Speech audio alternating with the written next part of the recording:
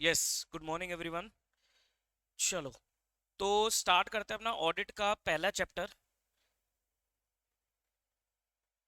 Chapter name is nature, objective and scope of audit, one of the basic chapter of audit. आप कह सकते हो कि इस चैप्टर में हम सीखेंगे बेसिक्स ऑफ ऑडिट, कि ऑडिट क्या होता है, ऑडिट का नेचर क्या है, ऑडिट क्यों कराना है, ऑडिट किसे करना है, ऑब्जेक्टिव क्या है ऑडिट का, ऑडिट में क्या क्या आस्पेक्ट कवर है, जैसे स्कोप ऑफ ऑडिट बोलेंगे, लिमिटेशंस क्या है ऑडिट की। तो कहते हैं कि बेसिक चैप्टर है। ठीक है, इस चैप्टर को पढ़े बिना हम आगे बढ़ ही नहीं सकते। ठीक है, तो हमें ये चैप्टर नंबर 1 पढ़ना है। इसी के साथ साथ चैप्टर नंबर 1 के साथ साथ मैं आप लोगों को चैप्टर 1 खत्म होते ही मैं सीधा आपको ले चलूंगा चैप्टर नंबर 11 पर। वो भी एक आपका एक बेसिक चैप्टर है जिसका नाम है ethics and terms of engagement, जहां पर ऑडिट की शुरुआत करना सीखेंगे कि भाई ऑडिट शुरू करने से पहले ऑडिटर को क्या क्या बातों का ध्यान रखना है, कौन ऑडिटर किसको ऑडिट करना चाहिए, कौन ऑडिट नहीं कर सकता, क्या दिक्कत आएगी अगर इस फलाने पर्सन ने ऑडिट कर दिया तो। एथिकल कुछ देखेंगे। टर्म्स ऑफ एंगेजमेंट मतलब शुरुआती दौर में कैसे ऑडिट की शुरुआत होने वाली है, क्या क्या डॉक्यूमेंट्स ऑडिटर को बनाने हैं, क्या क्या डॉक्यूमेंट्स ऑडिटर को साइन करने हैं, टर्म्स एंड कंडीशंस क्या बनाई जाएंगी, कैसे बनाई जाएंगी। इस सब चीजों के बारे में हम चैप्टर नंबर 11 में स्टडी करेंगे। 1 और 11 आप कह सकते हो बेसिक चैप्टर है, और ये एग्जाम में 1 और 11 एग्जाम में लगभग 15 मार्क्स तक आराम से पूछे जाते हैं। ठीक है, तो 15 नंबर तक के आपके चैप्टर नंबर 1 और 11 की वेटेज रहेगी बेसिक्स। इसके बाद हम आगे बढ़ेंगे। ठीक है, आइए और पूरा ध्यान देंगे इस चैप्टर पे अच्छे से, बिल्कुल भी कोई भी कसर हम नहीं छोड़ेंगे। हाँ जी, ऑनलाइन स्टूडेंट्स, यस, अमन, अनवी, रोहित। ठीक है, तो कोई भी हमें कसर इस चैप्टर में नहीं छोड़नी है। आइए, let's start the basic concept of audit. ठीक है, सबसे पहले आता है हमारे पास क्या, meaning of audit. Meaning of audit, meaning and nature of audit. ठीक है सर, ऑडिट क्या है? अच्छा, ऑडिट क्या है इसको जानने से पहले हम देखते हैं सर ऑडिट की शुरुआत कहां से हुई थी। ओरिजिन ऑफ ऑडिट की अगर मैं बात करूं तो देखो, अगर आप ओरिजिन की बात करोगे ना, तो ऑडिट तो बहुत पुराना है। लीगल रिकॉग्निशन उसे बाद में मिली है, लेकिन ऑडिट का कॉन्सेप्ट बहुत पुराना है। मेडिवियल पीरियड में, कौटिल्य पीरियड में, इन सब पीरियड में भी ऑडिट चला करता था।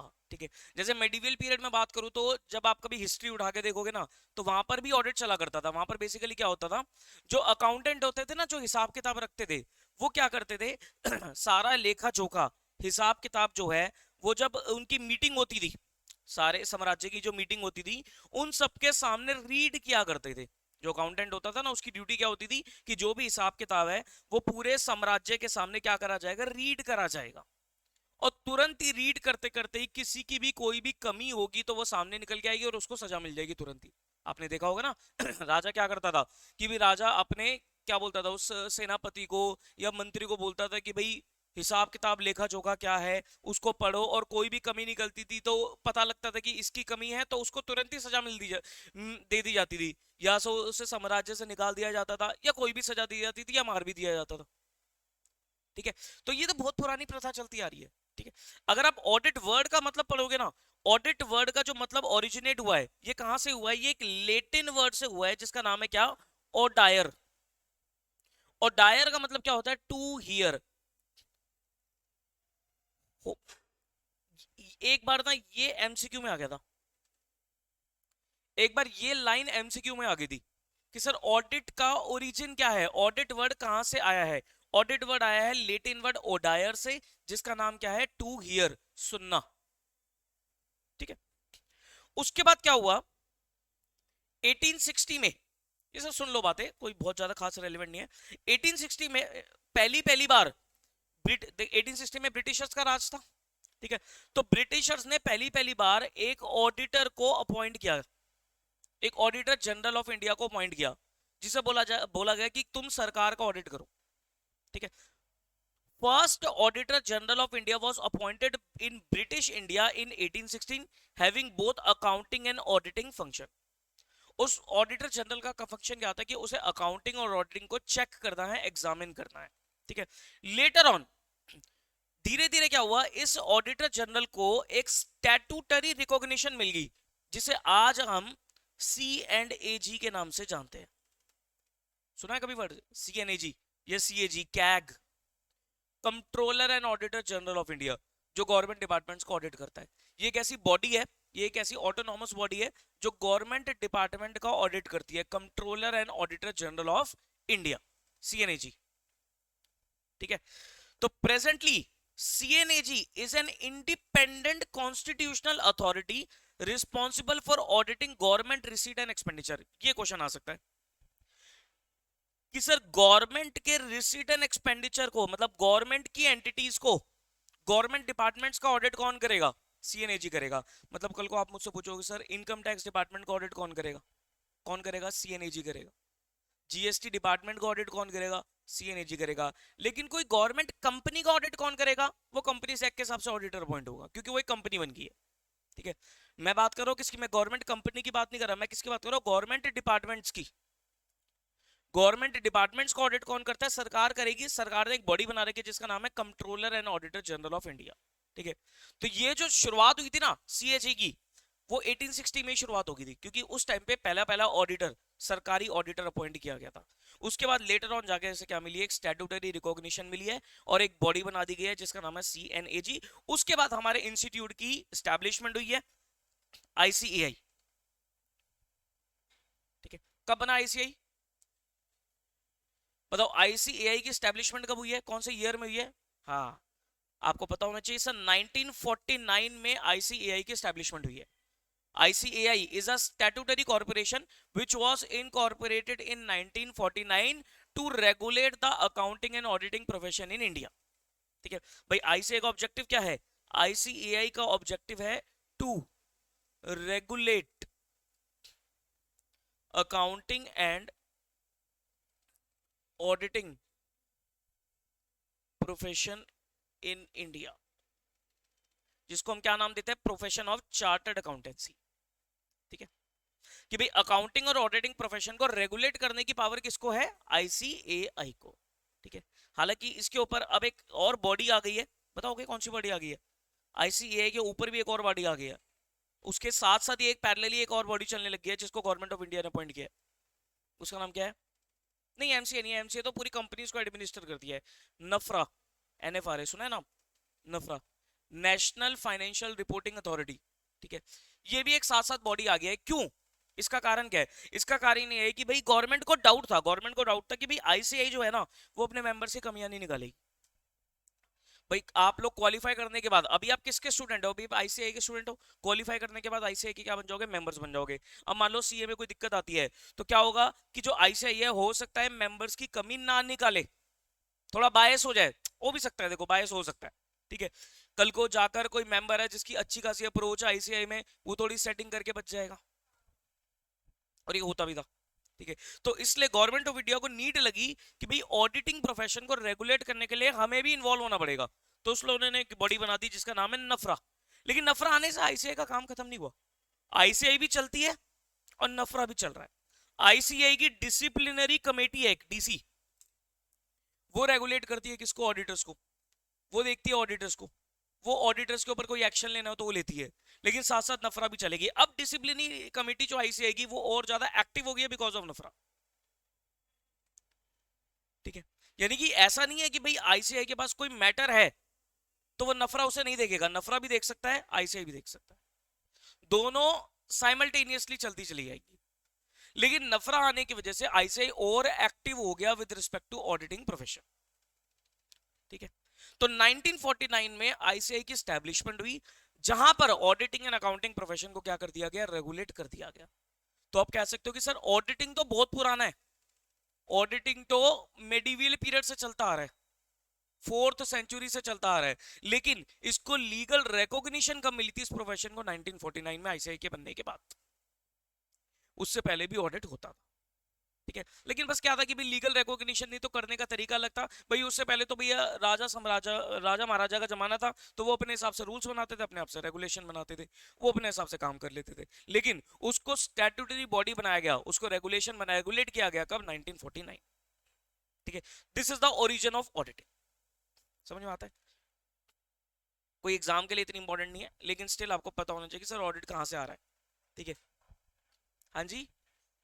एमसीक्यू में ये आ सकता है भी, जो सीएनएजी है, पहले पहले ऑडिटर का पॉइंट किया था, सीएनएजी किसका ऑडिट करता है, आईसीआई की एस्टैब्लिशमेंट कब हुई थी, ये बहुत बेसिक एमसीक्यूज है, इतने आसान एमसीक्यू पूछता नहीं है वो, लेकिन स्टिल आपको पता होना चाहिए।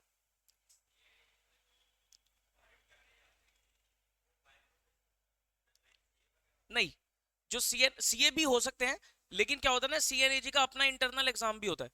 जैसे आप कल को, आप सीए नहीं हो, लेकिन आप सीएनएजी में जॉब करना चाहते हो, अब सीएनएजी में आपकी जॉब लगेगी एज अ ऑडिटर, और आपको गवर्नमेंट डिपार्टमेंट्स के ऑडिट की टीम का मेंबर बना दिया जाएगा। ठीक है, तो वहां पर उनका एक एग्जाम होता है, वो एग्जाम क्लियर करके आप ऑडिटर बन सकते हो। हाँ, अगर एक सीए है तो उसको भी सीएनएजी का एग्जाम क्लियर करना पड़ेगा। ठीक है, बस ये फर्क ये हो जाता है कि वो जल्दी क्रैक कर लेगा। ठीक है, लेकिन एक नॉर्मल पर्सन जाएगा उसको टाइम लगेगा, ये पॉइंट। तो आप चाहो तो कि भाई मैं क्वालिफाई करने के बाद सीएनएजी में जाना चाहता हूँ तो यू कैन गो, आप जा सकते हो। ठीक है, ओके। अब आता है हमारा मेन मुद्दा, जहां से हम अपने सिलेबस की शुरुआत करेंगे, that is meaning of auditing. Auditing है क्या?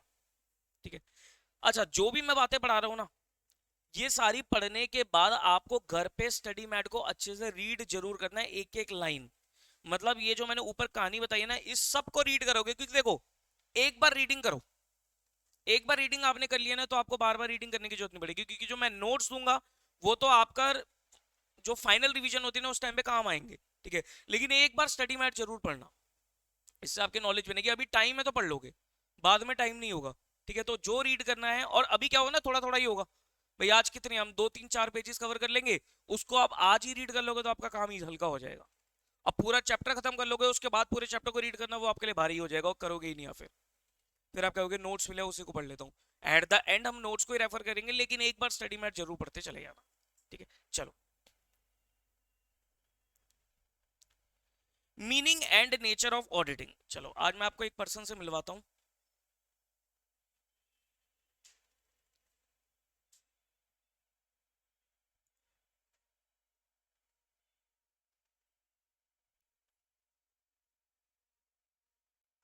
चलो, आज मैं आपको एक पर्सन से मिलवाता हूं।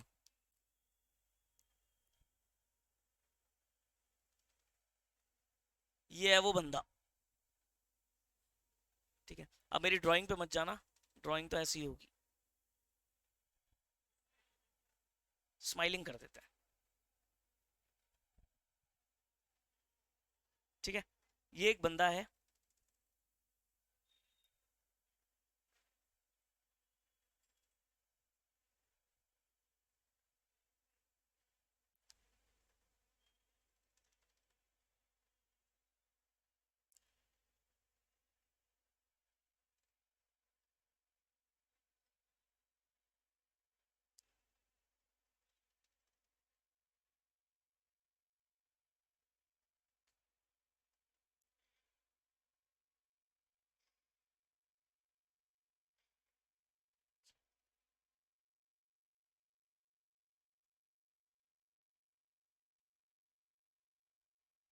ठीक है, सही लग रहा है?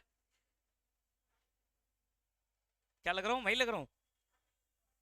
अच्छा, ठीक है, ये एक पर्सन है।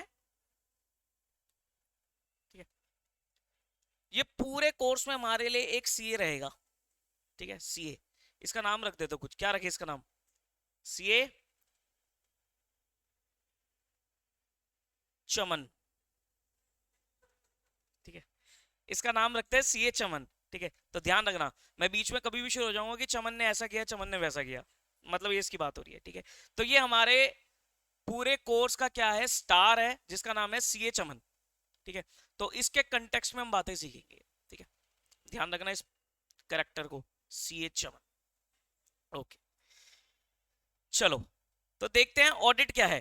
डेफिनेशन पढ़ो, क्या कहता है? वो कहता है an audit is an independent examination of financial information of any entity, whether profit oriented or not, and irrespective of its size or legal form, when such an examination is conducted with a view to express an opinion thereon. अब sir क्या है ये भारी भरकम सी definition, दोबारा। An audit is an independent examination of financial information of any entity, whether profit oriented or not, irrespective of its size and legal form, when such an examination is conducted with a view to express an opinion thereon. लिखो लिखो, मैं बातें अब आपको ना ज्यादा नहीं लिखवाऊंगा कि सब कुछ नोट्स में कवर कर दिया मैंने, ठीक है, लेकिन स्टिल कुछ कुछ स्टार्टिंग में बातें लिखेंगे। एन ऑडिट इज एन, क्या है sir, independent examination,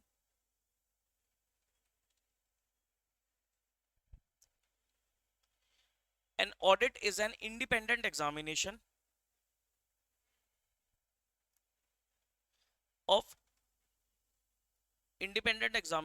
of financial information of any entity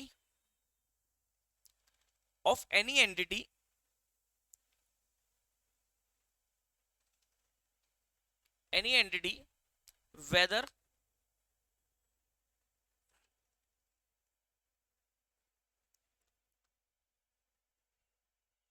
profit oriented or not,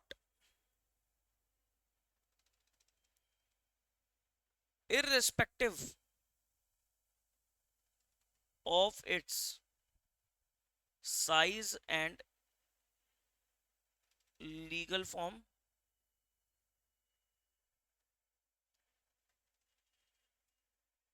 when such an examination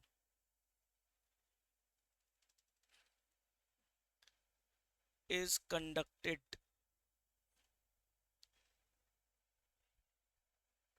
with a view to express an opinion thereon।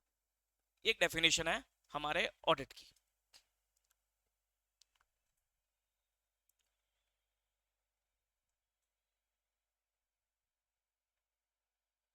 This is the definition of audit।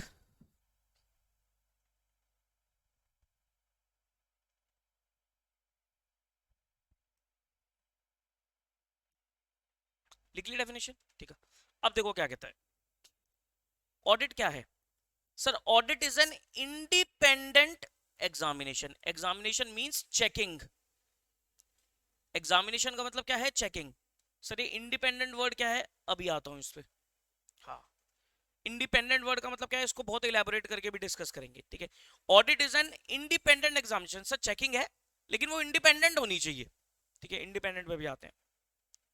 Of financial information, ठीक है sir ये बात समझ में आती है हमें। Financial information means किसी फाइनेंशियल डेटा की बात कर रहे हैं, मतलब कोई भी एंटिटी का ऑडिट हो रहा है तो उसके फाइनेंशियल डेटा रिकॉर्ड्स वगैरह की बात हो रही है, फाइनेंशियल इंफॉर्मेशन की बात हो रही है। इस पर भी दोबारा आऊंगा अभी। ऑफ एनी एंटिटी, किसी भी एंटिटी का ऑडिट हो सकता है, किसी भी एंटिटी के फाइनेंशियल डेटा को एग्जामिन किया जा सकता है, भले ही वो प्रॉफिट ओरिएंटेड हो या नॉन प्रॉफिट ओरिएंटेड हो, भले ही वो बड़ी हो, मीडियम हो या छोटी हो। साइज मींस बड़ी कंपनी हो, मीडियम एंटिटी हो, छोटी एंटिटी हो। एक न्यूली इनकॉर्पोरेटेड एंटिटी, उसको सिर्फ अभी 1 साल हुआ है, उसकी ज्यादा टर्नओवर नहीं है, वो अपना ऑडिट कराना चाहता है, करवा सकता है। एक छोटी सी कंपनी है, एक छोटी सी कंपनी है जो अभी 1 साल पहले ही इनकॉर्पोरेट हुई है, वो उसका भी ऑडिट होगा। कंपनी से कहता है हर कंपनी का ऑडिट होगा, ठीक है। Irrespective of its legal form, भले ही वो किसी लीगल फॉर्म में, मतलब कोई रजिस्टर्ड एंटिटी हो या अनरजिस्टर्ड हो। जैसे कंपनी की बात करो तो कंपनी तो रजिस्टर्ड है कंपनीज एक्ट में, ठीक है, लेकिन नॉन कंपनीज भी हो सकती हैं। कोई सोल प्रोप्राइटर हो सकता है, वो तो किसी एक्ट में रजिस्टर्ड नहीं है लेकिन उसका भी ऑडिट हो सकता है। पार्टनरशिप फर्म है, अब आपको पता है पार्टनरशिप फर्म रजिस्टर्ड भी हो सकती है, अनरजिस्टर्ड भी हो सकती है। रजिस्टर्ड पार्टनरशिप फर्म कौन सी होती है, जो पार्टनरशिप एक्ट में रजिस्टर्ड है लेकिन अनरजिस्टर्ड भी चलती है, एक डीड बनाकर भी पार्टनरशिप चल जाती है, ठीक है। तो रजिस्टर्ड पार्टनरशिप हो या अनरजिस्टर्ड हो, किसी का भी ऑडिट हो सकता है। एलएलपी रजिस्टर्ड ही होती है एलएलपी एक्ट में, उसका भी ऑडिट होता है। अब देखो एलएलपी एक्ट में अगर आप कभी आगे पढ़ोगे, ऑडिट ऑफ एलएलपी शायद कवर हो जाएगा आपके यहाँ पर, तो एलएलपी में ऑडिट कराना मैंडेटरी नहीं है, उसकी एक लिमिट के बाद ऑडिट होता है, एलएलपी एक्ट में ऐसा लिखा है। वो लिमिट क्या है बाद में देखेंगे, ठीक है। तो और कोई भी एंटिटी हो, जैसे कोई सोसाइटी हो, कोई ट्रस्ट हो, ठीक है, वो रजिस्टर्ड होते हैं किसी ना किसी एक्ट में, उनका भी ऑडिट होता है। यानी कि कोई भी एंटिटी हो, चाहे वो प्रॉफिट ओरिएंटेड हो, चाहे वो नॉन प्रॉफिट ओरिएंटेड हो, चाहे वो साइज की फॉर्म में, मतलब छोटी हो, बड़ी हो, मीडियम हो, लीगल फॉर्म, रजिस्टर्ड हो या अनरजिस्टर्ड हो, किसी का भी ऑडिट हो सकता है। मतलब कोई ऐसी एंटिटी दुनिया में नहीं बनी है जिसका ऑडिट ना हो सके। कोई भी एंटिटी हो, सबका ऑडिट हो सकता है। अब कराना है या नहीं कराना है, कुछ या तो एक्ट बोलेगा या वॉलंटरी देखना पड़ेगा। अगर किसी एक्टर ने बोल दिया तो करना ही पड़ेगा, फिर तो मैंडेटरी हो गया। लेकिन अगर कोई एंटिटी अपनी मर्जी से कराना चाहे ऑडिट, तो करवा सकती है। जैसे मैं अभी जब मैं सीए फर्म में था, जब मैंने नया नया क्वालिफाई किया था, तो मैं 6 महीने एक फर्म में काम किया था। तो उनका एक अच्छा खासा क्लाइंट था, ब्रिटानिया इंडस्ट्रीज। तो उसका एक जॉब वर्कर था जिसका ऑडिट था, उनकी अच्छी खासी टर्नओवर थी। अब उसके ऑडिट के लिए जो हमारे जो वो थे, सीनियर थे, बॉस थे, उन्होंने मेरे को डिप्लॉय कर दिया था कि आप जाओ 3-4 बंदों को ले जाओ और इसका ऑडिट आपको ही संभालना है। उसकी 3 यूनिट्स थी, तो वो सारा ऑडिट मैं ही करता था। तो उसका जो प्रोप्राइटर था वो ये कहता था कि भाई मुझे लगता है कि मेरे पर्सनल अकाउंट्स में भी गड़बड़ी है। जो वो एंटिटी का ऑडिट कर रहा हूं वो तो भैया कंपनी थी, तो उसका तो एज पर लॉ हो रहा है ऑडिट, ठीक है। लेकिन वो कहता था कि मेरे पर्सनल अकाउंट्स में भी दिक्कत हो सकती है, तो क्या तुम मेरा, वो मेरे को पर्सनली बोल रहा था, क्या तुम मेरा पर्सनल अकाउंट्स का ऑडिट कर सकते हो। हालांकि मैं वहां पर इंप्लॉयड था, तो मैं अलाउड ही नहीं था। तो मैंने ये बोला, मैंने कहा आप सर से बात कर लो, हो जाएगा, मना नहीं हो सकता। क्यों? क्योंकि किसी भी एंटिटी का चाहे वो रजिस्टर्ड हो, अनरजिस्टर्ड हो, छोटी हो, बड़ी हो, प्रॉफिट हो या नॉन प्रॉफिट हो, किसी का भी ऑडिट हो सकता है। तो यानी कि वो वॉलंटरी ऑडिट करा रहा है, अपनी इच्छा से ऑडिट करा रहा है, तो वो भी हो सकता है। ठीक है, बात समझ में आती है। अल्टीमेट पर्पस क्या है, एग्जामिनेशन क्यों हो रहा है, एग्जामिनेशन पर्पस क्या है, इसका पर्पस क्या है। It is conducted with a view to express opinion thereon, किसके ऊपर ओपिनियन, ये जो फाइनेंशियल इंफॉर्मेशन का आप ऑडिट कर रहे हो ना, इसके ऊपर ऑडिटर को क्या देना है, अपना ओपिनियन देना है, कि वो क्या ओपिनियन देता है, वो क्या कहता है, उसके हिसाब से वो ये फाइनेंशियल स्टेटमेंट्स क्या शो करती है, क्या ये true and fair view show करती है या नहीं करती है, इसमें कोई गड़बड़ी तो नहीं है। वो अपने हिसाब से इसके ऊपर क्या देगा, ऑडिट करके ओपिनियन देगा। अच्छा, ऑडिटर का काम किसी को कोई सजा दिलाना नहीं है, ध्यान रखना। ऑडिटर का काम किसी को के ऊपर कोई लीगल एक्शन लेना नहीं है, ठीक है। ऑडिटर का काम क्या है कि जिसने उसे अपॉइंट किया है, वो उसको, जिस एंटिटी का वो ऑडिट कर रहा है उसके बारे में अपना ओपिनियन दे दे। मान लो रोहित ने अपनी प्रोप्राइटरशिप है उसकी, उसने मुझे अपना ऑडिटर अपॉइंट कर लिया। अब मेरी ड्यूटी क्या है, अगर मुझे इसकी फर्म में कोई गड़बड़ी दिखती है, तो मैं इसे ओपिनियन दे दूं अपना कि भाई तुम्हारी फर्म में ये दिक्कतें हैं, सुधारना इसका काम है, मेरा नहीं है। मेरा काम क्या है, मैंने चेक करके अपना ओपिनियन दे दिया। अब उसने चेकिंग ही इसलिए कराई है ताकि मैं उसको गड़बड़ियां बताऊं, नहीं तो वो खुद ही कर लेता, ठीक है ना। उसने थर्ड पार्टी को मुझे अपॉइंट किया और मुझे बोला कि भाई आपके सामने मैं डेटा दे रहा हूँ, सारे रिकॉर्ड्स दे रहा हूँ, अच्छा जो वो डेटा देगा मैं उसी का ही ऑडिट कर सकता हूँ। अगर उसने कुछ छुपा लिया तो इसमें मेरी कोई दिक्कत थोड़ी ना, वो खुद ही कुछ छुपा के बैठा हुआ है, तो मैं क्या कर दूंगा इसमें, ठीक है। मेरे सामने जो इन्फॉर्मेशन आएगी, ठीक है, मुझे उसके ऊपर अपने प्रोसीजर लगाने पड़ेंगे। प्रोसीजर लगाकर मुझे उन सब चीजों के ऊपर ऑडिट करके क्या देना है, उसके ऊपर अपना ओपिनियन देना, अपना व्यू पॉइंट देना है कि मैं क्या कहता, एक्शन लेना उसका काम है। मैं बता दूंगा कि भाई तुम्हारे इंटरनल कंट्रोल्स में दिक्कत है, मैं बता दूंगा यहां पर कुछ मुझे फ्रॉड और एरर की डिटेक्शन हुई है, सुधारना उसका काम है। सजेशन दे सकता हूं मैं, लेकिन सुधारना उसका काम है। वो ये तो पूछेगा ना, सर आप बता दो ना कैसे करूं, कैसे सुधारूं, वो मैं सजेस्ट कर दूंगा, लेकिन उसे इंप्लीमेंट करना उसी का ही काम रहेगा, मेरा काम नहीं है। कल को ये नहीं बोल पाएगा कि भाई आपने ऑडिट किया तो मेरी गड़बड़ी तो ठीक ही नहीं हुई। भाई ठीक तो करना तुम्हारा काम है ना, मैंने तो तुम्हें बता दी ये दिक्कतें हैं, लेकिन ठीक करना तुम्हारा काम, ठीक है। तो अल्टीमेट ऑब्जेक्टिव का ऑडिटर का, उसे ओपिनियन देना, दैट्स इट। जो फाइनेंशियल स्टेटमेंट्स का, फाइनेंशियल इंफॉर्मेशन का ऑडिटर क्या कर रहा है, ऑडिट कर रहा है ना, उसके ऊपर उसको अपना क्या देना है, ओपिनियन देना है। थोड़ी समझ में आती है डेफिनेशन क्या है, दोबारा पढ़ो डेफिनेशन। ऑडिट क्या है, इंडिपेंडेंट एग्जामिनेशन है, किसका, फाइनेंशियल इंफॉर्मेशन का, ठीक है, किसी भी एंटिटी का, चाहे वो प्रॉफिट ओरिएंटेड हो, चाहे वो नॉन प्रॉफिट ओरिएंटेड हो, छोटी हो, बड़ी हो, मीडियम हो, रजिस्टर्ड हो, अनरजिस्टर्ड हो, ठीक है। और अल्टीमेट पर्पस क्या है, उस एग्जामिनेशन के ऑडिटर को क्या देना, अपना ओपिनियन एक्सप्रेस करना है।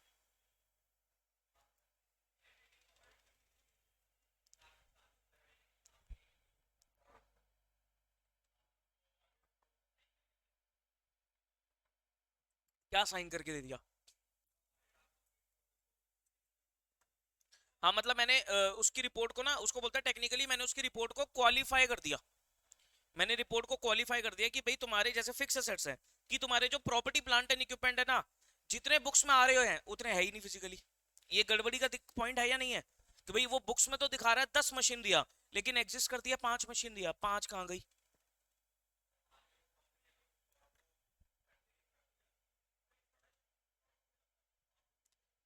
मैं क्यों फंसूंगा? भाई मैंने तो यार एक चीज बताओ ना, मैंने तो रिपोर्ट में क्वालिफाई कर दिया ना कि भाई यहाँ पर ये गड़बड़ी है। अब कंपनी उसे कंटिन्यू करती रहती है, पहली बात तो शेयर होल्डर होने नहीं देंगे कंटिन्यू, क्योंकि ऑडिट रिपोर्ट किसके पास जाएगी? शेयर होल्डर के पास जाएगी। शेयर होल्डर देखो कितने होंगे, सारे शेयर होल्डर तो डायरेक्टर नहीं होंगे ना, ठीक है। लेकिन जो उन लोगों का पैसा लगा हुआ, पैसा निकालना भी तो शुरू कर दे कि भाई यहाँ तो फ्रॉड है, यहाँ तो पैसा निकाल लो। आप एक चीज बताओ, कल को कोई बड़ी कंपनी, जैसे हमने बात करा था हम इन्फोसिस पकड़ के चलेंगे, कल को इन्फोसिस की आपने इन्फोसिस में पैसा लगा रखा है, उसकी रिपोर्ट, क्वालिफाइड रिपोर्ट आपके सामने आ जाती है और पता लग जाता है कि इन्फोसिस की ये गड़बड़ियां हैं, क्या आप अपने पैसे निकाल लोगे? नहीं निकाल लोगे। आप क्या सारे शेयर होल्डर पैसे निकालने लग जाएंगे? जैसे सारे शेयर होल्डर पैसे निकाल जाएंगे, कंपनी तो खत्म ही हो जाएगी। कंपनी तो क्या हो जाएगी? उनकी एग्जिस्टेंस ही खत्म हो जाएगी। इसलिए इसलिए कोई भी दिक्कत सामने आएगी तो कंपनी तुरंत ही उसके ऊपर एक्शन लेगी। कभी भी कंपनी ये नहीं कहेगी चलते रहने दो। अगर चलते रहने दे वाली बात आएगी ना, तो वो फ्रॉड ही ऑडिटर के सामने नहीं आएगा। स्कैम तो होते हैं, फ्रॉड तो सामने निकल के आता है, लेकिन वहां पर ऑडिटर के सामने ही बात नहीं आती, ये ऑडिटर खुद ही मिल जाता है। ये ऑडिटर खुद ही क्या हो जाता है भाई, वहां पर वो उसका पर्सनल इंटरेस्ट आ जाता है, वो इन्वॉल्व हो जाता है, फिर वो फंस जाता है।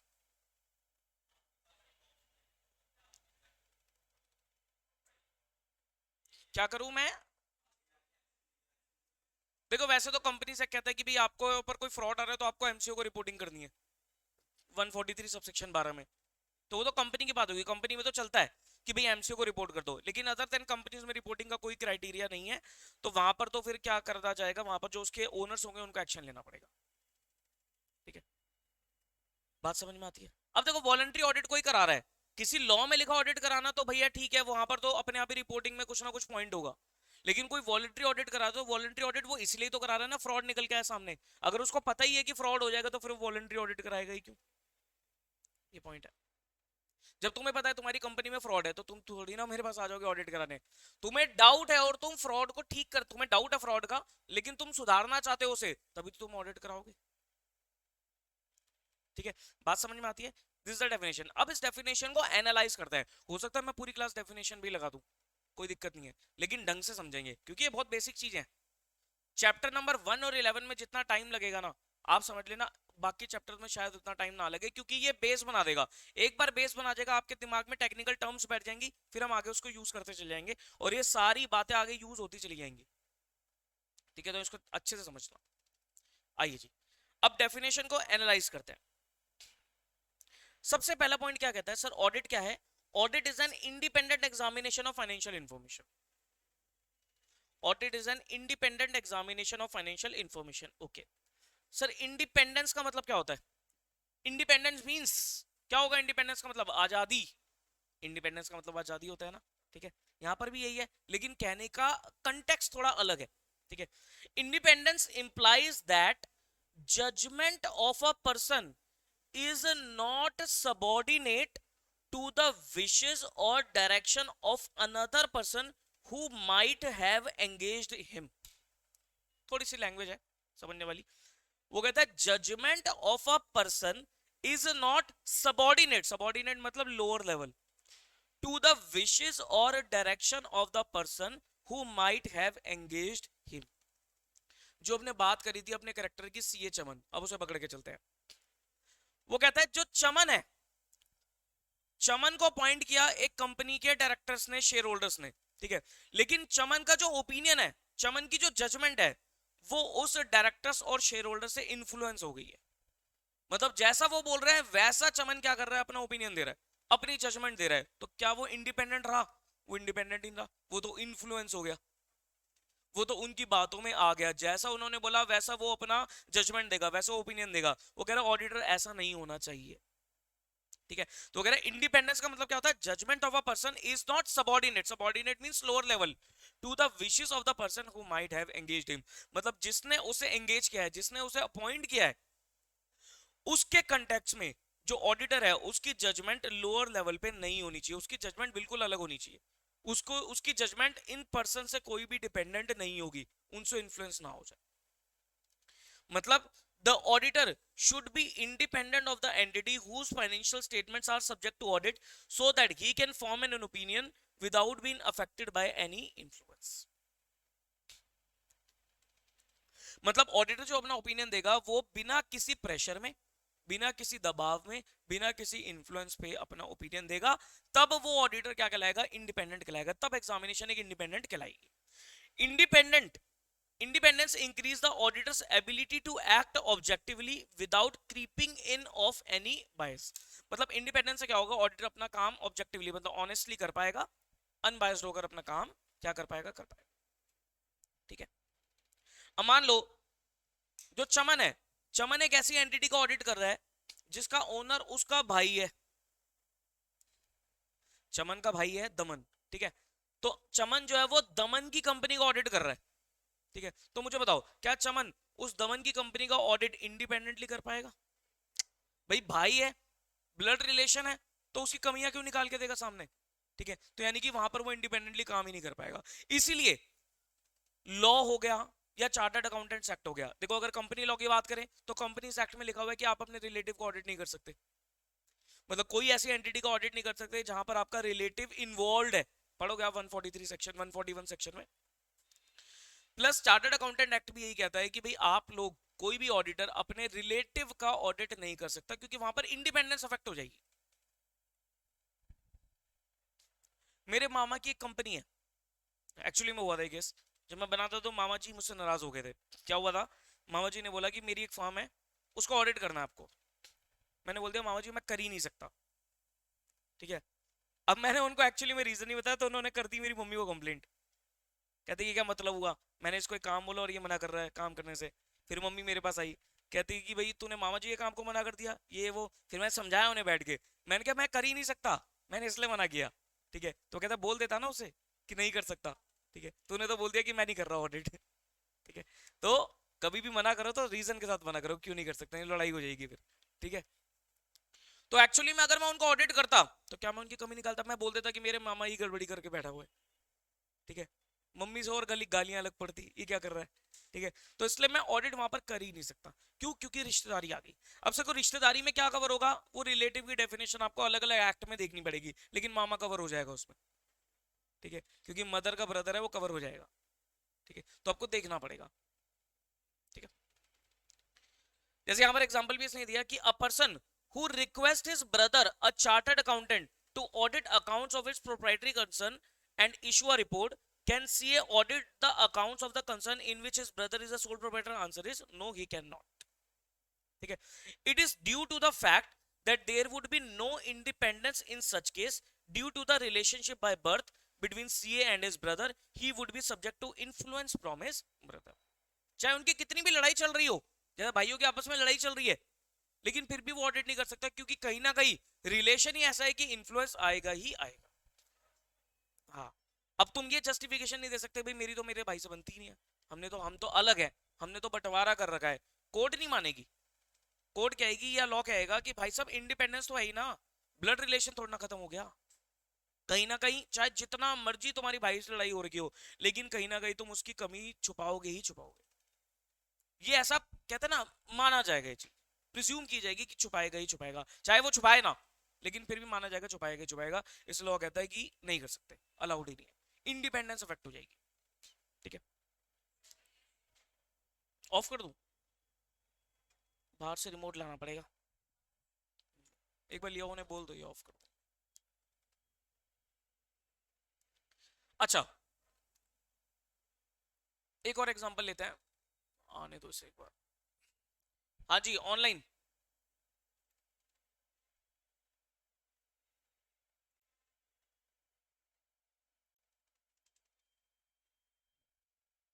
हो गया।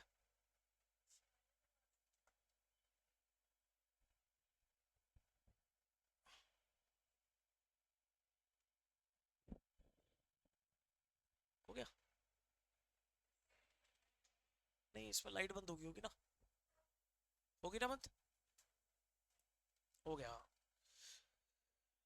एक और केस लेते हैं।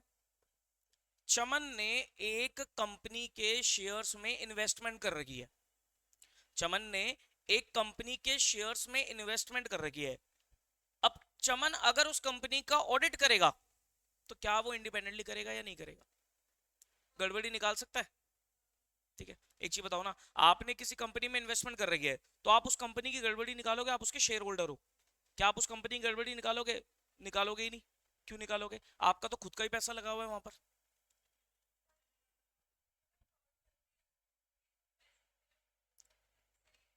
नहीं नहीं, मेरी बात सुनो, आपने किसी में इन्वेस्टमेंट कर रखी है, ठीक है, और आपके सामने गड़बड़ी निकल के आती है, तो देयर इज अ चांस कि आप वो गड़बड़ी छुपा लो, क्योंकि आपका खुद का भी पैसा उसमें क्या है, सेल्फ इंटरेस्ट आ गया उसके अंदर। सेल्फ इंटरेस्ट आ गया तो आप नहीं करोगे उसका, उसकी गड़बड़ी निकालने से आप क्या करोगे ना, बचोगे। ठीक है, या तो पहले ही आप शेयर बेच दो, शेयर बेच के आप ऑडिट कर रहे हो तो दिक्कत नहीं है, लेकिन अगर आपका पैसा लगा हुआ है तो आप कभी भी वहां पर गड़बड़ी निकालोगे ही नहीं। आप एक पार्टनरशिप फर्म में पार्टनर हो, आप अपनी फर्म का ऑडिट करोगे क्या? इंडिपेंडेंटली कर पाओगे? नहीं कर पाओगे, क्योंकि आपका सेल्फ इंटरेस्ट है वहां पर।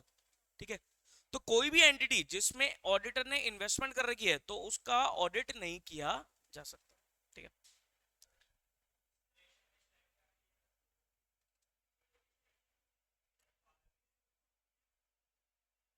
रिलेशन में, रिलेटिव वाली डेफिनेशन में, यार वो ना रिलेटिव की डेफिनेशन आपको अलग अलग एक्ट के हिसाब से पढ़नी पड़ेगी। जैसे कंपनीज एक्ट में रिलेटिव की डेफिनेशन अलग है, यही अगर इनकम टैक्स में जाऊं वहां रिलेटिव की डेफिनेशन अलग है, चार्टर्ड अकाउंटेंट्स एक्ट में जाओगे रिलेटिव की डेफिनेशन अलग है। लॉ ये कहता है, आईसीआई ये कहता है कि आपको सिर्फ इंडिपेंडेंस देखना है, जहां आपको लगे कि आपकी इंडिपेंडेंस अफेक्ट हो रही है छोड़ दो वो काम, उस काम को एक्सेप्ट करना अनएथिकल माना जाएगा। अच्छा, ऐसा भी हो सकता है कि आपकी जो एंटिटी है ना वो किसी रिलेटिव में कवर ही नहीं हो रही है, लेकिन स्टिल आपको लगता है कि भी आप उसका ऑडिट करोगे तो आप इंडिपेंडेंटली काम नहीं कर पाओगे। आपका दोस्त है, बहुत अच्छा दोस्त है, अब दोस्त तो रिलेशन में आया नहीं, लेकिन आप अपनी दोस्त की एंटिटी का ऑडिट कर रहे हो और बहुत अच्छा दोस्त है, तो हो सकता है आप उसकी गड़बड़ी ना निकालो। ठीक है, तो वहां पर आपको ऑडिट एक्सेप्ट नहीं करना चाहिए। लॉ मना नहीं कर रहा, एथिक्स मना करते हैं। लॉ रिलेटिव को तो मना कर देगा, लेकिन लॉ एथिक्स जो है वो ये कहता है कि भाई इंडिपेंडेंट ऑडिटर होना चाहिए। जहां भी आपको डाउट हो कि इंडिपेंडेंस इफेक्ट हो रही है तो उसको छोड़ दो, उस काम को छोड़ दो। होता है, ये तो बहुत काम आएंगे आपके पास। कल को जब आप क्वालिफाई करके प्रैक्टिस करोगे सबसे पहले आपके दोस्त आएंगे आपके पास ऑडिट कराने, तो उस टाइम पे आप एक्सेप्ट तो कर लोगे, ठीक है, लेकिन वहां पर आपको प्रूव करना पड़ेगा कि आप इंडिपेंडेंटली ऑडिट कर रहे हो। अब वो प्रूफ करना क्या है क्या नहीं है, वो सरकमस्टांस पे डिपेंड करता है। क्या पता वो दिक्कत ही ना आए कभी। ऐसे तो मैं भी करता हूँ भाई, बहुत सारी ऐसी कंपनीज है जिसकी मैं बैलेंस शीट साइन कर देता हूँ, लेकिन वहां पर जो डायरेक्टर बना हुआ है ना वो मेरा दोस्त है। अब वो मेरे ऊपर है, मैं उसका इंडिपेंडेंटली ऑडिट करूं, कोई सामने दिक्कत आती है तो उसको रिपोर्ट करूं, नहीं रिपोर्ट कर रहा तो मैं इंडिपेंडेंटली काम नहीं कर रहा, तो मेरे ऊपर कल को कोई दिक्कत आई तो मेरे ऊपर आईसीआई एनएफआरए एक्शन ले सकता है, अगर ये चीज प्रूव हो जाती है तो। ठीक है, तो कहता है take another case where a CA has invested in shares of a company, can he audit accounts of such company in which he hold share? The answer is no. क्यों? Because the holding of the shares of the company he owns self interest, उसका क्या हो जाएगा, self interest आ जाएगा, उसका खुद का ही पैसा लगा हुआ है तो सेल्फ इंटरेस्ट आ जाएगा। His own money is invested in the company and he may not be able to form the judgement independently on the financial statements of the company. ठीक है, वो जजमेंट जो है वो इंडिपेंडेंट नहीं दे पाएगा on the financial statements of the company. क्यों? क्योंकि उसका खुद का ही पैसा इन्वॉल्व है। भाई अगर वो गड़बड़ निकालेगा तो शेयर की वैल्यू करेगी तो उसका भी तो पैसा गया ना, अगर वो बेचेगा भी तो शेयर, लेकिन वैल्यू तो गिर जाएगी ना, वैल्यू गिर गई तो वो उसका खुद का ही पैसे का नुकसान हो गया। ठीक है, ओके, ये सारी बातें कंपनीज एक्ट के तो सेक्शन में जब आप पढ़ोगे ना ऑडिट एंड ऑडिटर्स, वो सब आप लॉ में पढ़ोगे, आप ऑडिट में तो पढ़ते नहीं हो, तो वहां पर 141 सबसेक्शन 3 की डिस्क्वालिफिकेशंस है, कंपनीज में बात कर रहा हूं, कंपनीज एक्ट में। तो 141 सबसेक्शन 3 पढ़ोगे आप, qualification and disqualification of auditor, तो 141 सबसेक्शन 3 क्लॉज ए से लेकर आई तक ये सारे डिस्क्वालिफिकेशंस के हैं, उसमें क्लॉज जी एंड एच में ये सब बातें रिलेटिव की और शेयर्स की, ये सब आप पढ़ोगे और ये बहुत इंपॉर्टेंट होती हैं चीजें पढ़। ठीक है, तो हमने देख लिया भी क्या है, ऑडिटर इंडिपेंडेंट होना चाहिए। आपको जो याद करनी है ना, आपको जो पॉइंट याद होना चाहिए वो इंडिपेंडेंट की डेफिनेशन याद होनी चाहिए। ठीक है। Independence means that judgment of a person is not subordinate to the wish or direction of another person who might have engaged him. ये पॉइंट आप अच्छे से थोड़ा सा याद रखना, जजमेंट इंडिपेंडेंस की definition.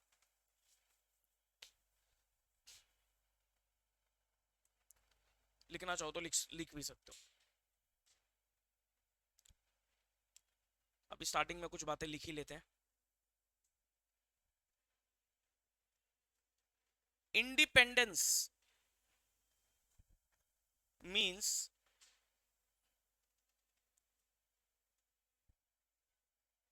judgment of a person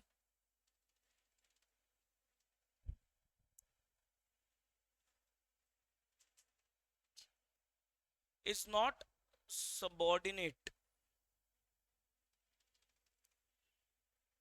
to the wishes or direction of a person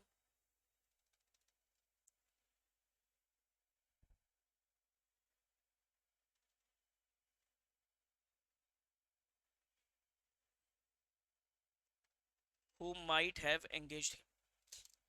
Judgment of a person is not subordinate to the wishes or direction of a person who might have engaged him.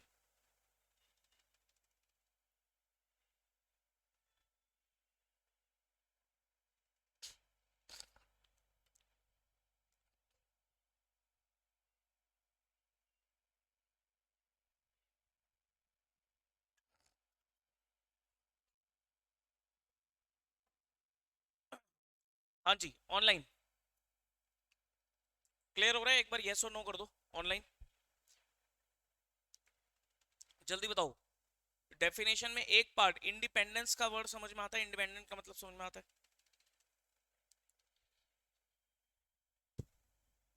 चलिए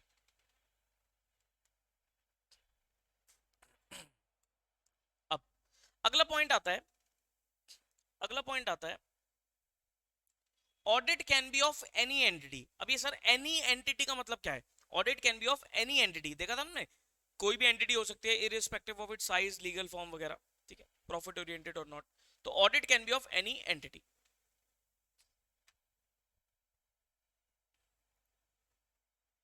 ठीक है। The entity whose financial information is examined need not necessarily be profit oriented like in case of business. It can be a non-profit organization like a NGO or a charitable trust. जरूरी नहीं है कि sir आप profit oriented entity का ही audit करो क्योंकि उसमें share holders का पैसा लगा हुआ है। एनजीओ का ऑडिट भी बहुत जरूरी होता है, एनजीओ का तो ऑडिट सबसे ज्यादा जरूरी है मेरे हिसाब से। कारण क्योंकि सर वो तो क्या कर रहे हैं, उनका ऑब्जेक्टिव है सोसाइटी को सर्व करना, जिस भी पर्पस के लिए वो एनजीओ सेटअप हुआ है उस पर्पस को सर्व करना। क्या एक्चुअली में जो डोनेशन आ रही है वो उस पर्पस के लिए यूटिलाइज हो रही है, नहीं हो रही? अब मैंने एक पर्ची कटवा दी मंदिर के नाम की कि भाई इतने पैसे से मंदिर में एसी लगेंगे, ठीक है। अब मैं तो देखने जा नहीं रहा यार, ठीक है, मैं तो देखने जा नहीं रहा। अब जैसे अयोध्या राम मंदिर बना, ठीक है, कितना पैसा आया होगा, खूब चंदा आया होगा, लेकिन उसका ऑडिट जरूर हुआ होगा, गवर्नमेंट ऑफ इंडिया ने उसका ऑडिट जरूर कराया होगा, जो भी उसकी ट्रस्ट होगी, ट्रस्ट तो होगी ना उसके, ठीक है, तो उसने ऑडिट जरूर कराया होगा कि जितना दान आया है क्या वो दान मंदिर के लिए यूटिलाइज हुआ नहीं हुआ। ऐसा तो नहीं कि लोगों ने जो दान दिया दिया तो मंदिर के नाम पे, लेकिन जो उसके ट्रस्टीज है वो खा गए। तो एक्चुअली में जो पैसा आ रहा है वो एक जिस पर्पस के लिए आया उस पर्पस के लिए यूटिलाइज हुआ या नहीं हुआ, ये तो देखना सबसे ज्यादा जरूरी है। इसलिए एनजीओ का ऑडिट तो बहुत ही ज्यादा जरूरी है। इसलिए कोई भी एनजीओ उठाओगे ना वो किसी ना किसी एक्ट से इनकॉर्पोरेट होती है, चाहे सोसाइटी हो, चाहे ट्रस्ट हो, चाहे कोऑपरेटिव सोसाइटी हो, तो उनके हर एक एक्ट में लिखा होता है पॉइंट की ऑडिट मैंडेटरी है। आप कोई भी एक्ट उठा लो, चाहे सोसाइटी रजिस्ट्रेशन एक्ट उठा लो, चाहे कोऑपरेटिव सोसाइटी एक्ट उठा लो, चाहे इंडियन ट्रस्ट एक्ट उठा लो, सब में लिखा हुआ है कि भाई ऑडिट इज मैंडेटरी, ऑडिट कराना पड़ेगा, ठीक है, रिपोर्ट सबमिट करनी पड़ेगी, ठीक है। तो एनजीओ का ऑडिट तो सबसे ज्यादा जरूरी है। क्यों? क्योंकि वहां पर जो पब्लिक का पैसा आया हुआ है वो एक पर्टिकुलर पर्पस के लिए आया हुआ है, क्या वो पर्पस मीट हो रहा है या नहीं हो रहा। अब एग्जांपल देता हूं, जब मैं आर्टिकलशिप टाइम पे था तो एक एनजीओ थी जिसका नाम था यूनियन, यूनियन करके एक एनजीओ थी। इसका ऑब्जेक्टिव क्या था? इसका ऑब्जेक्टिव था कि इन्हें रिसर्च एंड डेवलपमेंट करनी है इन द फील्ड ऑफ दो अपना उसको लेते थे ये बीमारियों को, टीबी एंड एचआईवी एड्स। इसके ऊपर ये गांव गांव में जाकर अवेयरनेस फैलाते थे, क्योंकि गांव के लोगों को इन बीमारियों के बारे में नॉलेज कम होती है और सबसे ज्यादा फैलती भी वहीं पर ही है। ठीक है, तो टीबी और एचआईवी एड्स के बारे में क्या करेंगे, वो गांव गांव में जाके वर्कशॉप्स करेंगे, अवेयरनेस फैलाएंगे, तो ये इसका काम था। ठीक है, अब ऐसा करने के लिए इनको ग्रांट आती थी, इनकी ना सब यूनिट्स थी, यूनियन की क्या थी, सब यूनिट्स थी ऑल ओवर इंडिया। ठीक है, तो ऐसा करने के लिए ग्रांट आती थी कहां से, एक स्विट्जरलैंड की एक ऑर्गेनाइजेशन थी, उसका मुझे नाम नहीं याद आ रहा क्या थी, स्विट्जरलैंड की एक ऑर्गेनाइजेशन थी। वो क्या करती थी, इन्हें ग्रांट देती थी, वो भी एक एनजीओ थी, वो इनको ग्रांट देती थी। वो कहती थी कि पूरी इंडिया में आप लोगों को क्या करना है, रिसर्च करनी है टीबी एंड एचआईवी एड्स के बारे में, आपको इंफॉर्मेशन मतलब अवेयरनेस फैलानी है। अब इन्होंने इन्होंने जिस फर्म में मैं काम करता था ना, उस सीए फर्म को एज अ ऑडिटर अपॉइंट किया। क्या चेक करने के लिए कि क्या ये जो ग्रांट हम दे रहे हैं, क्या वो एक्चुअली में यहां पर इस पर्पस के लिए यूटिलाइज हो रही है या नहीं हो रही है। भाई ऑब्वियसली वो करेगी ना, इंडियन ही बंदे को करेगी कि भाई इंडिया के तुम हो, इंडिया सीए फर्म है, तो वो इंडिया की हर जगह पे जा सकती है। तो वो कहते थे कि आपको ऑडिट करना है, और ऑडिट, अच्छा ये कोई ना स्टैट्यूटरी ऑडिट नहीं करा रहे हैं, मतलब कोई एक फाइनल अकाउंट्स का अपना ऑडिट नहीं करा रहे हैं, वो सिर्फ इसी पर्पस का पर्टिकुलर ऑडिट कराते थे कि जो ग्रांट है क्या वो प्रॉपर्ली यूटिलाइज हो रही है नहीं हो रही। इसके लिए वो क्या मांगते थे सीए हमसे, कि आपको हमें क्या देना है, ग्रांट यूटिलाइजेशन सर्टिफिकेट बनाकर देना है।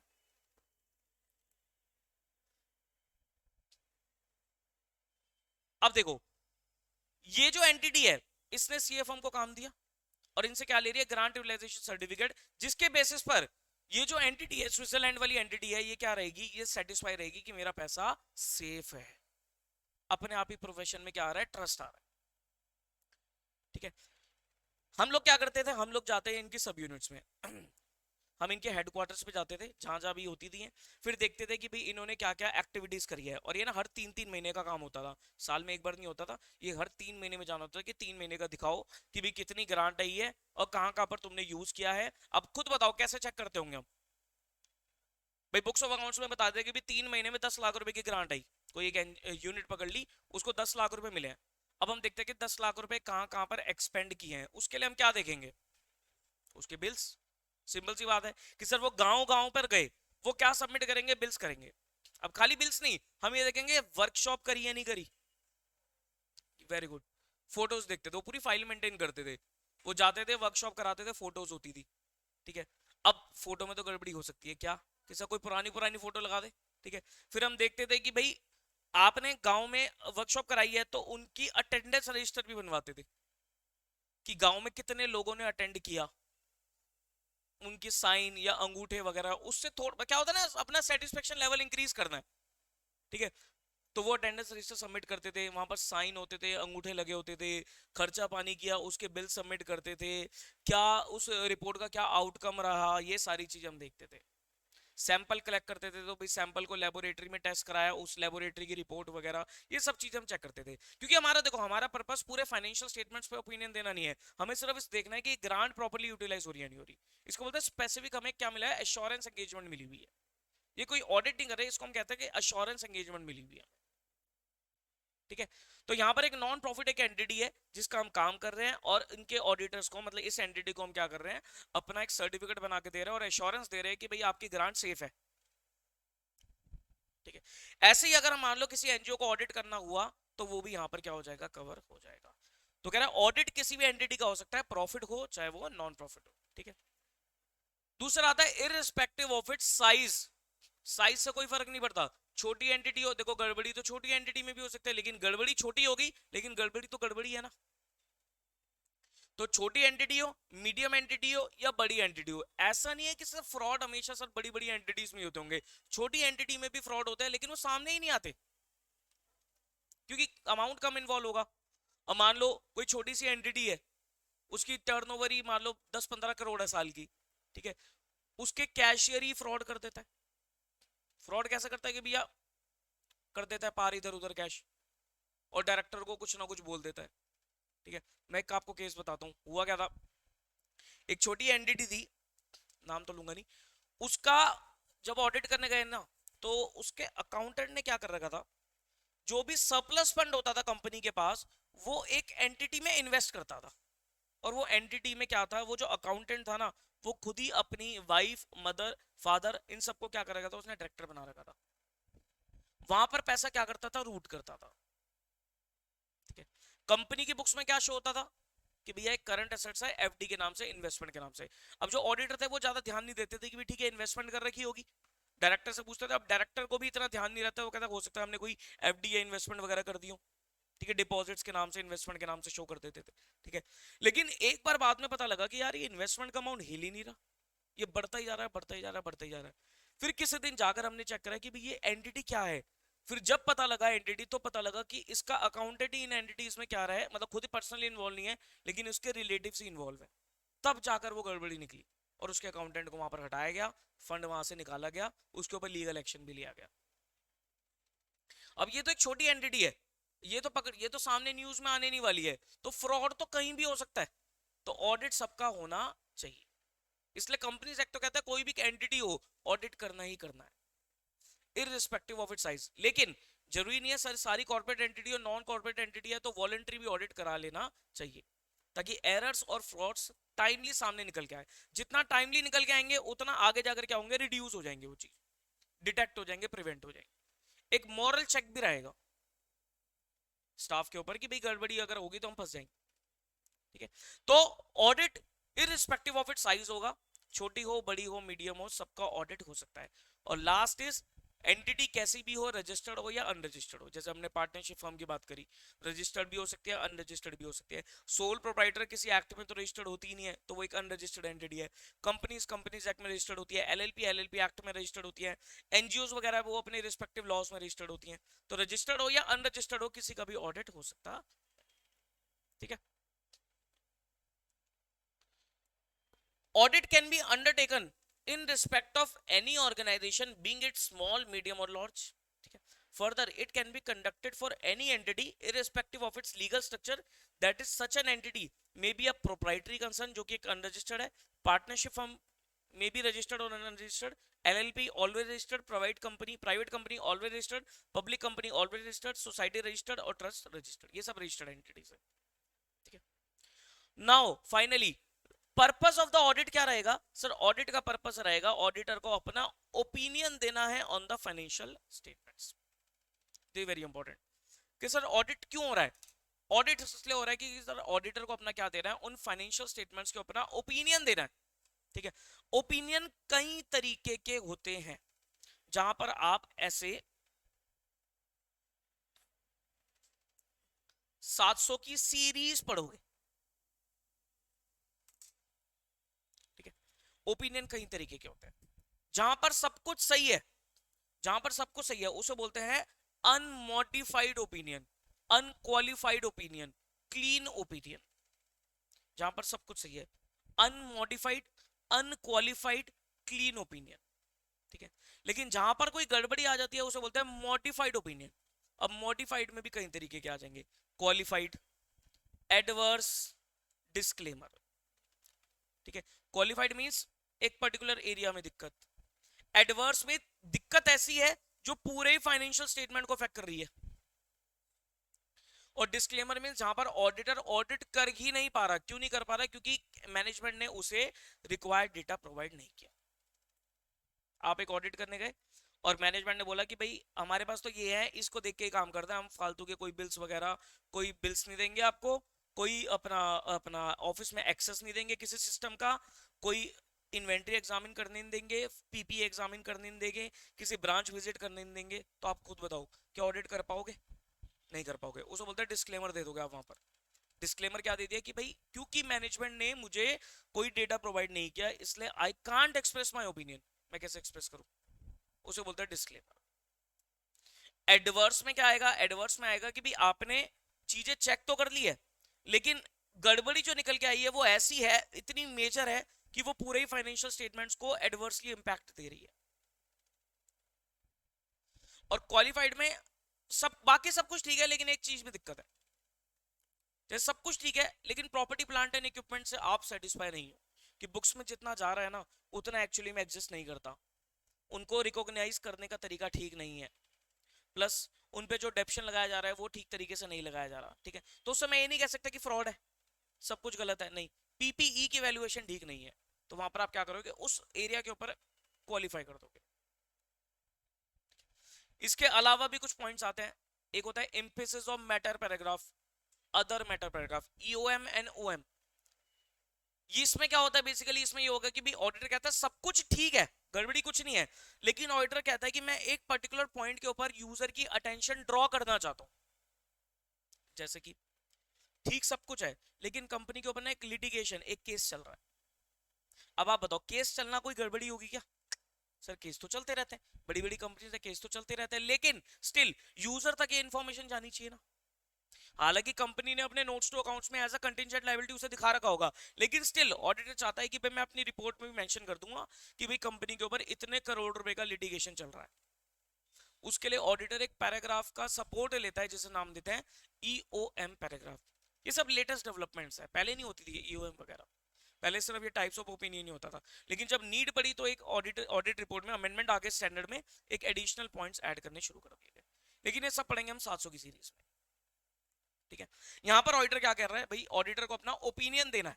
फाइनेंशियल स्टेटमेंट्स में क्या देगा, अपना वो ओपिनियन देगा कि whether financial statements give true and fair view और not, whether these are free from material misstatements और नॉट। मतलब जब भी ओपिनियन की बात आएगी तो यू कैन राइट कि भाई ओपिनियन कैसा। सर ओपिनियन में आएगा, दो मेजर ओपिनियन है, whether financial statements represents true and fair view. क्या financial statements true and fair view दे रहे हैं, नहीं दे रहे? सर ये ट्रू एंड फेयर व्यू कैसे पता लगेगा, whether these are prepared as per applicable financial reporting framework. अभी इस पे मैं डिटेल में आऊंगा एफआरएफ के ऊपर। True and fair view means whether financial statements are prepared as per applicable FRF। Sir ये FRF क्या है, फाइनेंशियल रिपोर्टिंग फ्रेमवर्क।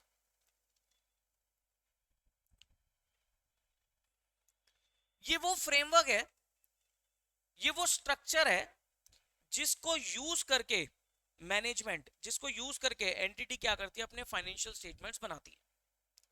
वो एक लीगल स्ट्रक्चर है जिसे यूज करके एंटिटी क्या कर रही है, अपने फाइनेंशियल स्टेटमेंट को प्रिपेयर कर रही है एंड प्रेजेंट कर रही है। जैसे कि कंपनीज एक्ट, कोई कंपनी है तो कंपनी में फाइनेंशियल रिपोर्टिंग फ्रेमवर्क क्या रहेगा, schedule 3 of the companies act, क्योंकि उसके हिसाब से बनाना है, ठीक है। प्लस उनके ऊपर लगने वाले अकाउंटिंग स्टैंडर्ड्स या इंड एस, ये उनका क्या रहेगा, फाइनेंशियल रिपोर्टिंग फ्रेमवर्क रहेगा। एक बैंक की बात करूं तो बैंक का एफआरएफ क्या रहेगा, बैंकिंग रेगुलेशन एक्ट में उसका फॉर्मेट है, प्लस बैंक के ऊपर अभी एएस लगते हैं तो उनका अकाउंटिंग स्टैंडर्ड्स। कोई इंश्योरेंस कंपनी की बात करूं तो आईआरडीए इंश्योरेंस एक्ट, प्लस उनके ऊपर भी एएस लगते हैं तो उनका अकाउंटिंग स्टैंडर्ड, ठीक है। ये सब इनका क्या रहेगा, ये आरबीआई रेगुलेशन, जैसे बैंक हो गया आरबीआई रेगुलेशंस वगैरह भी होगी, ठीक है। ये इनका फाइनेंशियल रिपोर्टिंग फ्रेमवर्क रहेगा। तो ऑडिटर चेक करेगा कि क्या financial statement as per applicable FRF बनाई गई है नहीं बनाई गई है, इसके बेसिस पे वो अपना ट्रू एंड फेयर व्यू देता है। दूसरा ओपिनियन में वो क्या बताएगा, whether financial statements are free from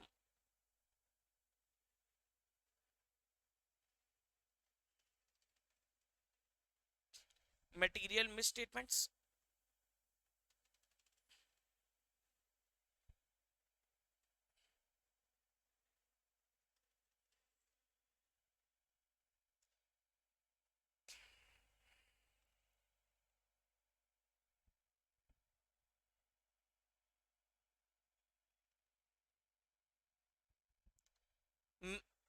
auditor बताएगा कि क्या फाइनेंशियल स्टेटमेंट में कोई मटेरियल मिस स्टेटमेंट तो नहीं है।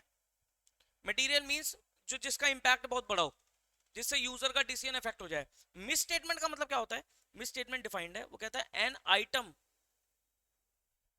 Is said to be misstated if its amount, classification,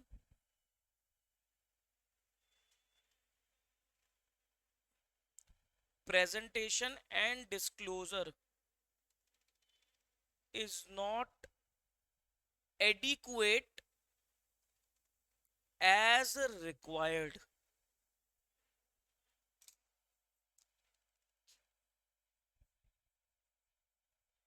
बच्चे ना कई बार मुझसे पूछते हैं, सर ऑडिट के सब्जेक्ट में क्या इंग्लिश अच्छी होनी बहुत जरूरी है क्या?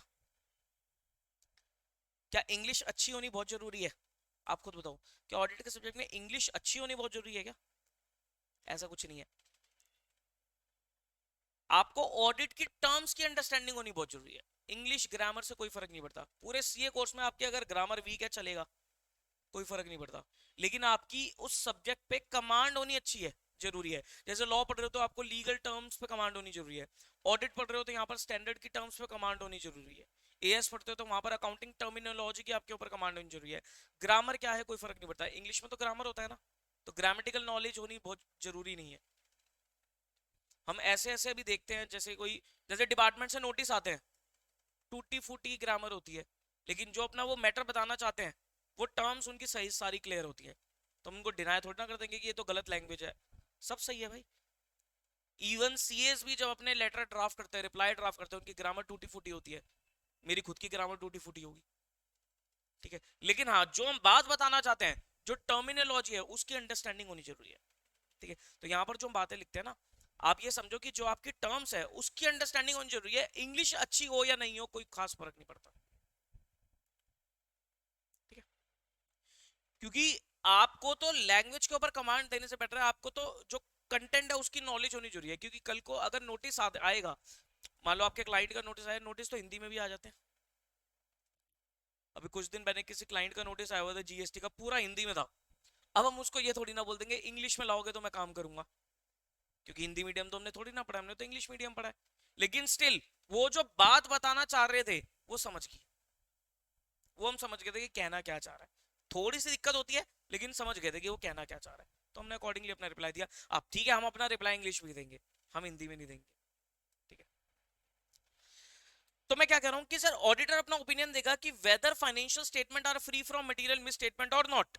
मिस स्टेटमेंट का मतलब क्या होता है? वो कहता है एक आइटम कब मिस स्टेटेड कहलाएगी, अगर उसका amount, classification, presentation and disclosure is not adequate as required, मतलब जैसा होना चाहिए था वैसा नहीं है। क्या? अमाउंट, क्लासिफिकेशन, प्रेजेंटेशन, डिस्क्लोजर, याद रखना ये डेफिनेशन, एसीपीडी, ये बहुत जगह यूज होगी आपकी मटेरियल में स्टेटमेंट। किसका? अमाउंट, क्लासिफिकेशन, प्रेजेंटेशन, डिस्क्लोजर जैसा होना चाहिए था वैसा नहीं है, तो आइटम को मिसस्टेटेड बोलेंगे। आइटम को क्या बोलेंगे? मिसस्टेटेड, मतलब गड़बड़ी है उसके अंदर, और अगर गड़बड़ी का इंपैक्ट ऐसा है कि यूजर का डिसीजन अफेक्ट हो जाएगा तो वो मटेरियल मिसस्टेटमेंट है। तो ऑडिटर को बताना पड़ेगा कि क्या फाइनेंशियल स्टेटमेंट में कोई मटेरियल मिसस्टेटमेंट्स तो नहीं है, उसके ऊपर उसे अपना ओपिनियन देना पड़ेगा। ट्रू एंड फेयर व्यू है या नहीं है, उसके ऊपर उसे अपना ओपिनियन देना पड़ेगा। सर कोई एग्जांपल लो मटेरियल मिसस्टेटमेंट का, जैसे कि इन्वेंट्री। इन्वेंट्री बताओ, इन्वेंट्री को चेक कर रहा है ऑडिटर, ठीक है, किस चीज से, मतलब किस हिसाब से चेक करेगा, क्या फ्रेमवर्क यूज करेगा इन्वेंट्री को चेक करने के लिए? Accounting standard 2, inventory valuation. इंडेस की बात करूं तो इंडेस भी 2 ही है इसका, इंडेस 2 प्लस शेड्यूल 3। अगर कोई कंपनी की बात करें तो देखेगा वो शेड्यूल 3 के हिसाब से इन्वेंट्री का, आपने देखा होगा इन्वेंट्री का नोट बनाते हो तो इन्वेंट्री का डिस्क्लोजर करना पड़ेगा between raw material, finish goods, WIP, loose tools, stores and spares, अलग अलग बताना पड़ता है। वैल्यूएशन करने के लिए स्टैंडर्ड यूज करना पड़ता है। तो ऑडिटर चेक करेगा क्या उसका अमाउंट एज पर एएस के हिसाब से या इंडियस के हिसाब से है या नहीं है। उसकी जो क्लासिफिकेशन है, अगर कंपनी है तो शेड्यूल 3 के हिसाब से है या नहीं है। उसकी प्रेजेंटेशन अगेन शेड्यूल 3 के हिसाब से नहीं है, उसका डिस्क्लोजर शेड्यूल 3+AS इसके हिसाब से है या नहीं है। अगर इनमें एक भी चीज में दिक्कत है तो ऑडिटर बोलेगा कि मिस स्टेटमेंट है इन्वेंट्री में। लेकिन अगर मिस स्टेटमेंट ऐसी है जिससे यूजर का डिसीजन इफेक्ट हो जाएगा, हैवी अमाउंट उसमें इन्वॉल्व है, तो ऑडिटर बोलेगा मटेरियल मिस स्टेटमेंट है। जैसे अमाउंट जो है वो, जैसे वैल्यूएशन का तरीका है, वैल्यूएशन में वेटेड एवरेज कॉस्ट मेथड, आपका फीफो मेथड, ये सब चलते हैं, लेकिन एंटिटी ने लीफो मेथड लगा रखा है। लीफो मेथड तो अलाउड ही नहीं होता, एएस इंडेस ये दोनों मना करते हैं, लेकिन लीफो मेथड के सबसे वैल्यूएशन करी हुई है, सही नहीं है। अब पता लगा कि सर जो वैल्यूएशन करी हुई है ना गड़बड़ है, और इन्वेंट्री का अमाउंट, बड़ी कंपनी है, इन्वेंट्री ही 150 करोड़ की है, जो कि अमाउंट ठीक ही नहीं है, तो मटेरियल में स्टेटमेंट हो जाएगा। तो ठीक है। क्लासिफिकेशन, कि इन्होंने क्या करा भाई, इन्वेंट्री तो दिखा दी लेकिन उसे ना अलग अलग क्लासिफाई नहीं किया, मटेरियल में स्टेटमेंट हो सकता है। प्रेजेंटेशन, ठीक तरीके से उसे एज अ करंट एसेट नहीं दिखाया। अब करंट और non current, inventory non current भी हो सकती है, जैसे कई सालों से बिक नहीं रही है इन्वेंट्री, तो उसे as a non current assets में भी आप दिखा सकते हो। नॉन करंट में नहीं दिखा रखा, सारी करंट में दिखा रखी है, गड़बड़ी है। अब हो सकता है वो मटेरियल ना भी हो। डिस्क्लोजर, अकाउंटिंग स्टैंडर्ड कहता है कि कंपनी को, एंटिटी को कॉस्ट निकालने का फॉर्मूला डिस्क्लोज करना पड़ेगा, कि कॉस्ट कैसे निकाली गई है, क्या मेथड यूज किया गया है, उसको डिस्क्लोज नहीं किया एंटिटी ने, तो मिसस्टेटमेंट है। मटेरियल नहीं है तो छोड़ देगा उसे। ठीक है। तो ऑडिटर को क्या ढूंढना है, मिसस्टेटमेंट ढूंढनी है, और फिर देखना है क्या वो मटेरियल है या नहीं है। मटेरियल है तो उसे अपना क्या करना पड़ेगा, रिपोर्ट में उसे डिस्क्लोज करना पड़ेगा, बताना पड़ेगा। तो इन बातों के ऊपर क्या देना पड़ता है, ऑडिटर को अपना ओपिनियन देना पड़ता है। बताओ क्या यहां तक बात क्लियर है?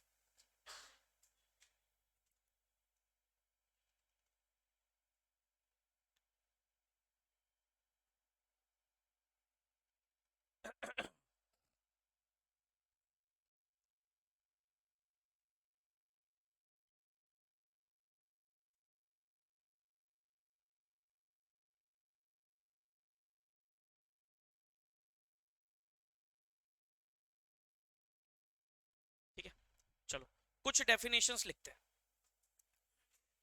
जो हमने यहां पर पढ़ी हैं एनालिसिस में। दोबारा डेफिनेशन याद करो ऑडिट की। Audit is an independent examination of financial information of any entity, whether profit oriented or not, irrespective of its size and legal form, with a view to express an opinion thereon. When such an examination is conducted with a view to express an opinion thereon. ठीक है, independent का word समझ में आ गया। ठीक है, एक लिखता है सर फाइनेंशियल इंफॉर्मेशन क्या है, what is a financial information.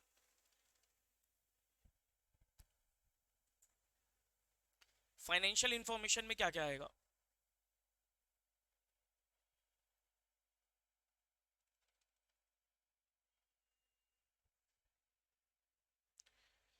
Information expressed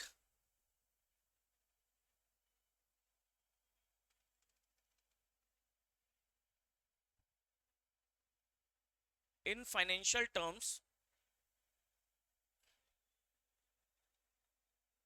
in relation to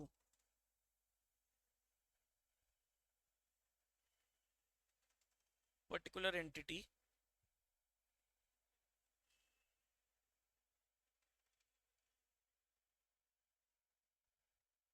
from its accounting system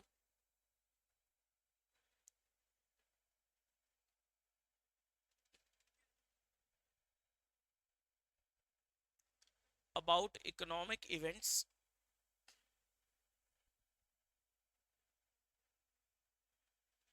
and economic conditions.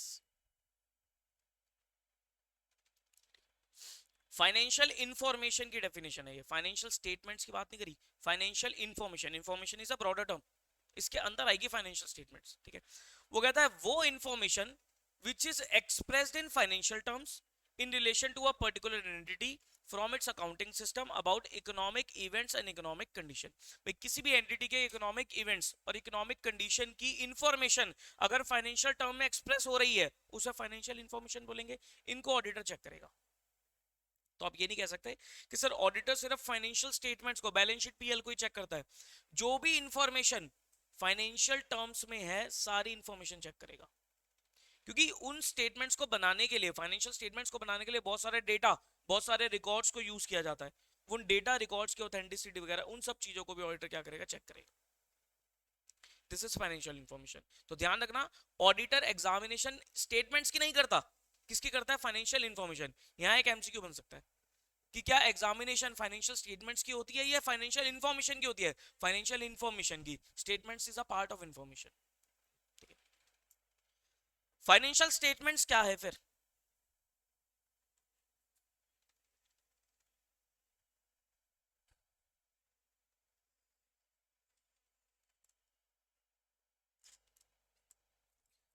Sir एक डेफिनेशन तो हमने कंपनीज एक्ट में पढ़ी है फाइनेंशियल स्टेटमेंट की, बोलो पढ़ी है या नहीं पढ़ी, पढ़ ली होगी। अकाउंट्स ऑफ द कंपनीज पढ़ लिया चैप्टर, अभी नहीं पढ़ा, चलो वहीं पर ही पढ़ोगे आप। फाइनेंशियल स्टेटमेंट्स को कंपनीज एक्ट में भी डिफाइन किया गया है सेक्शन 2 क्लॉज 40 में। 2 क्लॉज 40 कहता है कि financial statement includes what, balance sheet, statement of PNL in case of profit oriented, ठीक है, income and expenditure in case of non profit oriented, section 8 company भी होती है ना नॉन प्रॉफिट ओरिएंटेड, और कैश फ्लो स्टेटमेंट, ये भी financial statements का पार्ट है। Statement of changes in equity if applicable, ये सब कंपनी को नहीं बनानी होती, ये बनानी पड़ती है लिस्टेड कंपनीज को, एसओसीई, ठीक है। And notes, explanatory notes, notes to accounts, मतलब इन सब डेटा को एक्सप्लेन करने के लिए जो हम नोट्स बनाते हैं उन्हें क्या बोलते हैं, explanatory notes, notes to accounts. ये सब चीजें फाइनेंशियल स्टेटमेंट्स का पार्ट बनती है। इसी में लिखा हुआ है कि cash flow statement not required, ये तो मैंने पढ़ा रखा आपको, किस किस को नहीं बनानी, ओपीसी को नहीं बनानी, स्मॉल कंपनी को नहीं बनानी, और किसको नहीं बनानी, डोरमेंट कंपनी को नहीं बनानी, और भी कोई है, स्टार्टअप प्राइवेट कंपनी को नहीं बनानी,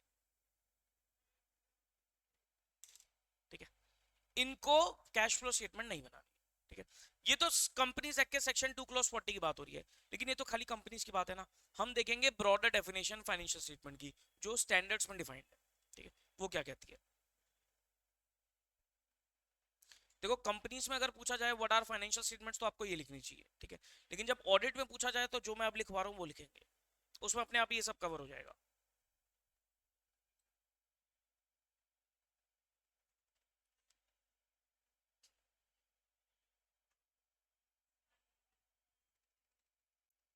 एक नया कॉन्सेप्ट जुड़ा हुआ है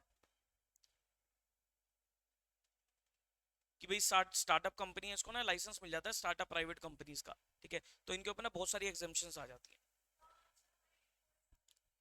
हाँ कुछ सालों के लिए होता है, उसके बाद नॉर्मली ये प्राइवेट कंपनी बनती है। ये अभी आया ना कॉन्सेप्ट। फाइनेंशियल स्टेटमेंट क्या है, these are the structural presentation, structural representation of financial information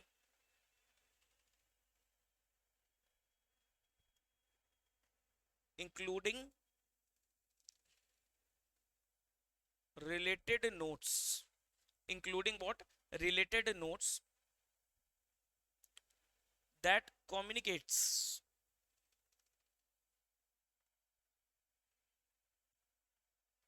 entities, resources and obligations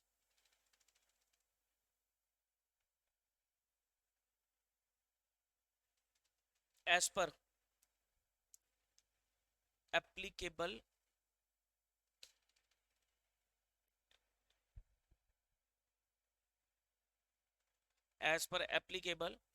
financial reporting framework।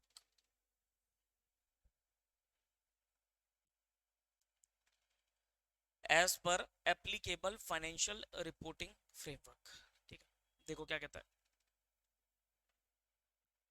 Financial statements क्या है? These are the structural representation of financial information. मतलब किसी भी एंटिटी की financial information को अगर आप किसी फॉर्मेट में स्ट्रक्चरली रिप्रेजेंट कर दो, जिसके अंदर नोट्स वगैरह भी आ जाएंगे, ठीक है, जो क्या कम्युनिकेट कर रही है एंटिटी के resources and obligation. Resources means assets, obligation means liabilities. ठीक है, एज पर एप्लीकेबल एफआरएफ, कि जो उनका लीगल फ्रेमवर्क है, जो उनका फाइनेंशियल रिपोर्टिंग फ्रेमवर्क है, उसके हिसाब से। मतलब किसी भी एंटिटी के फाइनेंशियल रिपोर्टिंग फ्रेमवर्क के हिसाब से, जो उसके ऊपर फ्रेमवर्क लगता है, लीगल फ्रेमवर्क लगता है, उसके हिसाब से अगर आप उसकी फाइनेंशियल इंफॉर्मेशन को किसी फॉर्मेट के हिसाब से प्रेजेंट कर दो, जिसके अंदर उसके नोट्स वगैरह भी आ जाए, जिससे क्या कम्युनिकेट हो रहा है एंटिटी के रिसोर्सेज एंड ऑब्लिगेशन, उसे क्या बोलेंगे? फाइनेंशियल स्टेटमेंट से बोलेंगे। जो भी हमने पढ़ा था 240 में, 2 क्लॉज 40 में, यही तो था वो। वहां पर सिंपल लिख दिया था कि financial statement includes this this this this, लेकिन एक्चुअली में डेफिनेशन इज दिस। ठीक है, अब यहां से एक टर्म निकल के आती है sir, F R F. What is F R F? इसको भी लिखो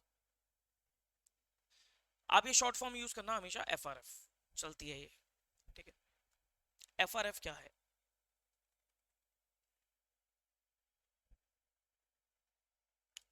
guidelines,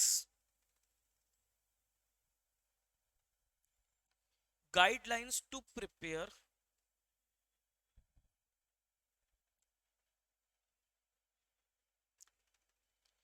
guidelines to prepare financial statement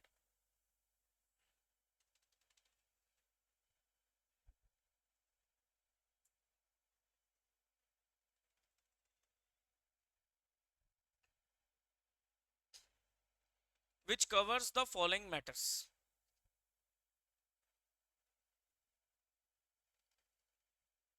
क्या क्या matters?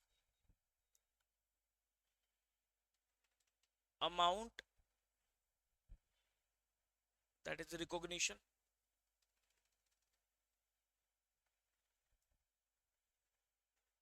classification,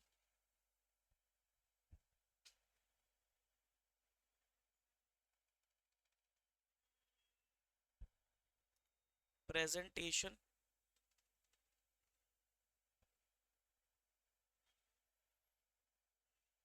disclosure।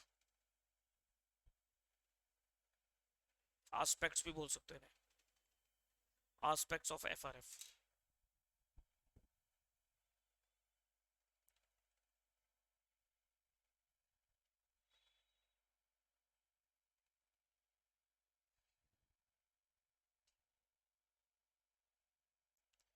Guidelines to prepare financial statement which cover the following matters. ठीक है, ये कुछ मैटर्स कवर है, क्या क्या? अमाउंट, किस अमाउंट पे कोई भी आइटम रिकॉग्नाइज होगी बुक्स में, कैसे क्लासिफाई किया जाएगा, एसेट दिखाएं, लाइबिलिटी दिखाएं, करंट दिखाएं, नॉन करंट दिखाएं। ठीक है, कहां पर प्रेजेंट किया जाएगा फाइनेंशियल स्टेटमेंट्स में, किधर आएगी वो चीज, और लास्ट इज डिस्क्लोजर। ठीक है, जो गाइडलाइंस ये सब चीजें कवर करती है, एस्पेक्ट कवर करती है, उसे हम बोलते हैं क्या? एफआरएफ। जैसे एएस, एएस में ये सारी बातें कवर होती है, कोई भी एएस उठा लो वो इन चार बातों को डील करेगा, recognition, classification, presentation and disclosure. ठीक है, ये तो क्या एफआरएफ। उसके बाद आएगा एप्लीकेबल एफआरएफ।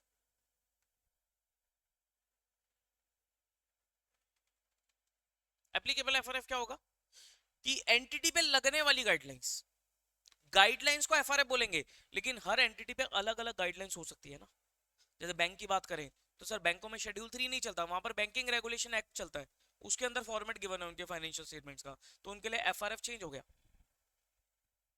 ठीक है, उसके बाद एएस इंडेस, लिस्टेड कंपनी है तो उसके लिए एएस नहीं काम किए, उसके लिए इंडेस काम किया, तो इंडेस एफआरएफ बन गया। ठीक है, तो एप्लीकेबल एफआरएफ क्या होगा? अच्छा सर, क्या ऑडिटर को हर चीज की नॉलेज होनी चाहिए? यस। आप ऑडिट करने जा रहे हो तो there is a prerequisite, कि आप जिस भी, अब ऐसा नहीं होगा कि भाई आपको आज मैंने ऑडिटर अपॉइंट किया, कल आपको पहुंचना है उधर, नहीं, आपको टाइम दिया जाएगा एक्सेप्ट करने का। मैंने अपनी, मेरी एक लिस्टेड कंपनी है फॉर एग्जांपल, मैंने बोला कि भाई साहब ऑडिट करो, मैंने चमन को पकड़ा, मैंने कहा भैया ऑडिट करना है, तो पहले मैं उसे अपना डेटा दूंगा, फाइनेंशियल स्टेटमेंट दूंगा, तो वो चेक करेगा क्या उसके पास रेक्विजिट नॉलेज है या नहीं है। बहुत सारी चीज चेक करेगा, preconditions to an audit ऐसे 210 में पढ़ेंगे, ठीक है।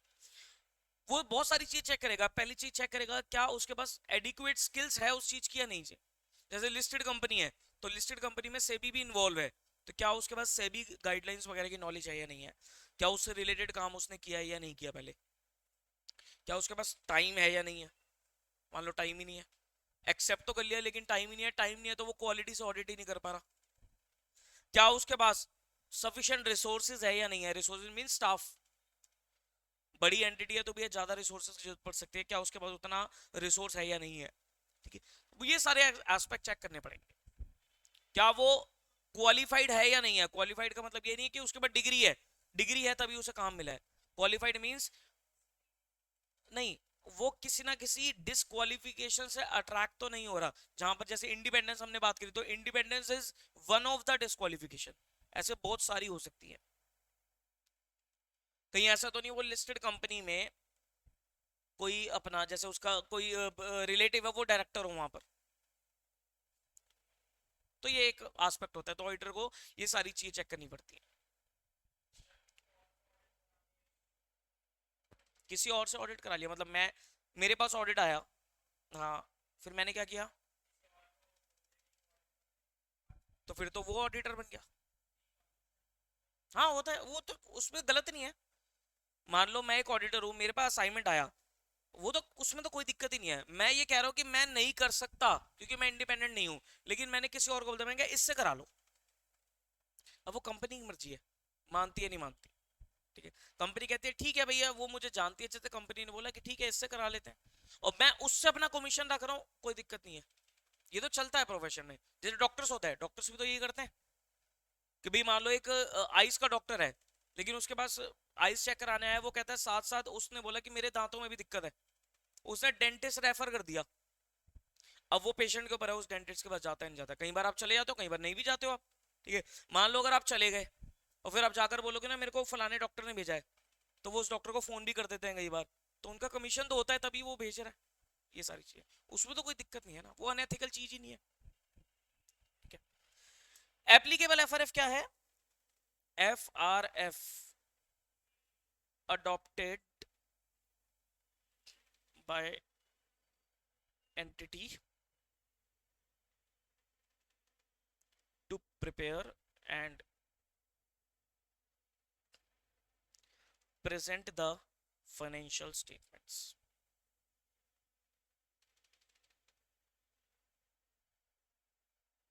To prepare and present the financial statements.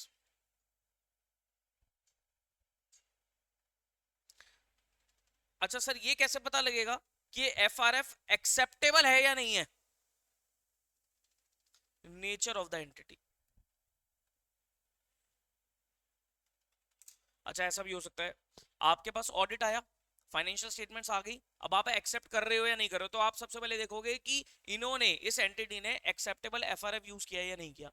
मान लो लगते हैं उसके ऊपर इंड एस, लेकिन उसने फाइनेंशियल स्टेटमेंट एएस के हिसाब से बना रखे हैं, तो आप ऑडिट ही नहीं कर सकते उसका। आपको ये बोलना पड़ेगा फाइनेंशियल स्टेटमेंट गलत बना रखा है, एफआरएफ गलत है, इसको रिवाइज करो, दोबारा बनाएंगे।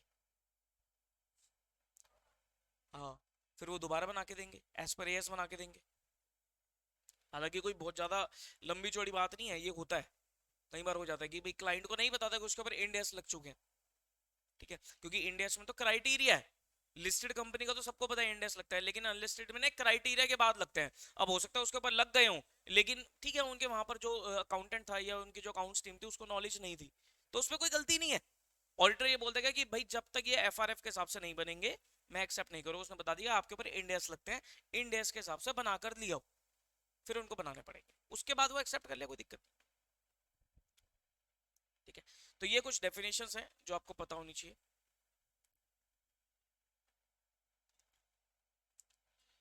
अच्छा हमने ओपिनियन की बात करी थी, बताओ ऑडिटर अपना ओपिनियन देने के लिए कहां पर देगा अपना ओपिनियन।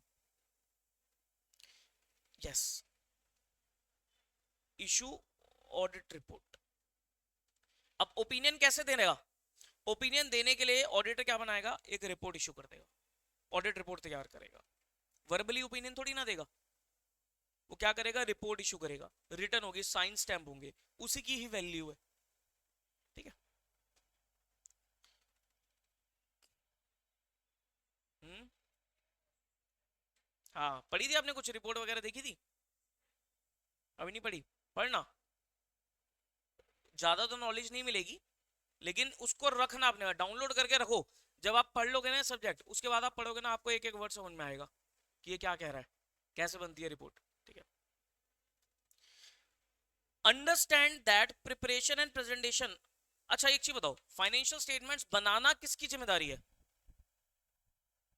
फाइनेंशियल स्टेटमेंट्स बनाना किसकी जिम्मेदारी है, क्या ऑडिटर को बनाने हैं क्या फाइनेंशियल स्टेटमेंट्स, ऑडिटर को एग्जामिनेशन करना है, फाइनेंशियल स्टेटमेंट बनाना मैनेजमेंट की जिम्मेदारी है, it is the duty of the management to prepare and present the financial statement, auditor की ड्यूटी सिर्फ क्या बनती है, उन फाइनेंशियल स्टेटमेंट का ऑडिट करके अपना ओपिनियन दे दे, ठीक है, तो ध्यान रखना। Understand that preparation and presentation of financial statement of an entity is the responsibility of the management of the entity. The auditor express an opinion on the financial statement by means of written audit report. ठीक है, auditing, ये पढ़ूंगा अभी points, auditing provides assurance, its basic nature lies in providing assurance to users. अच्छा, assurance means I assure you क्या मतलब हुआ इसका, मैं आपको एश्योरेंस दिलाता हूं कि ऐसा होगा, क्या मतलब हुआ इसका, विश्वास दिलाना, ठीक है। तो एश्योरेंस मींस विश्वास दिलाना, मतलब providing confidence to the user of the financial statement, ठीक है। तो कह रहा है ऑडिटिंग प्रोवाइड्स एश्योरेंस, ऑडिटिंग करवाने से क्या होता है, यूजर को विश्वास हो जाता है ना, एक एश्योरेंस मिल जाती है कि भाई गड़बड़ी नहीं होगी। लेकिन ऑडिटर हमेशा ये बोलेगा कि मैं एश्योरेंस तो दे रहा हूं, लेकिन ये assurance is not a guarantee, assurance is not a guarantee, वो अपनी रिपोर्ट में लिखता है, पढ़ोगे इन्फोसिस की रिपोर्ट घर जाके तो पढ़ना, उस पर सबसे मतलब दूसरी तीसरी लाइन में आपको मिल जाएगा, ऑडिटर ये सबसे पहले बोल देगा कि ये ऑडिटर जो मैं रिपोर्ट दे रहा हूं इट्स नॉट अ गारंटी, उसके लिए टर्म यूज करेगा, it's not an absolute assurance, it's a reasonable assurance,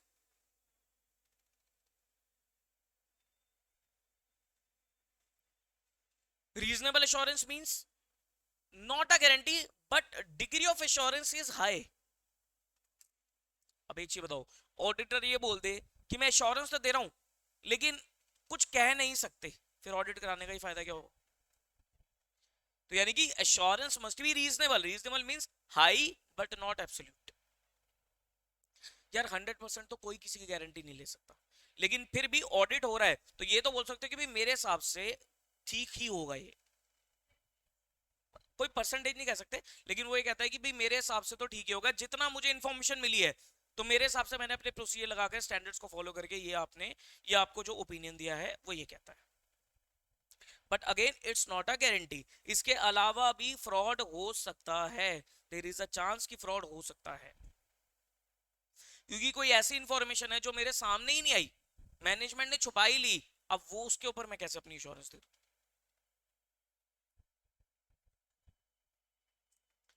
तो auditing provides assurance, its basic nature lies in providing assurance to the user, that is providing confidence to the user.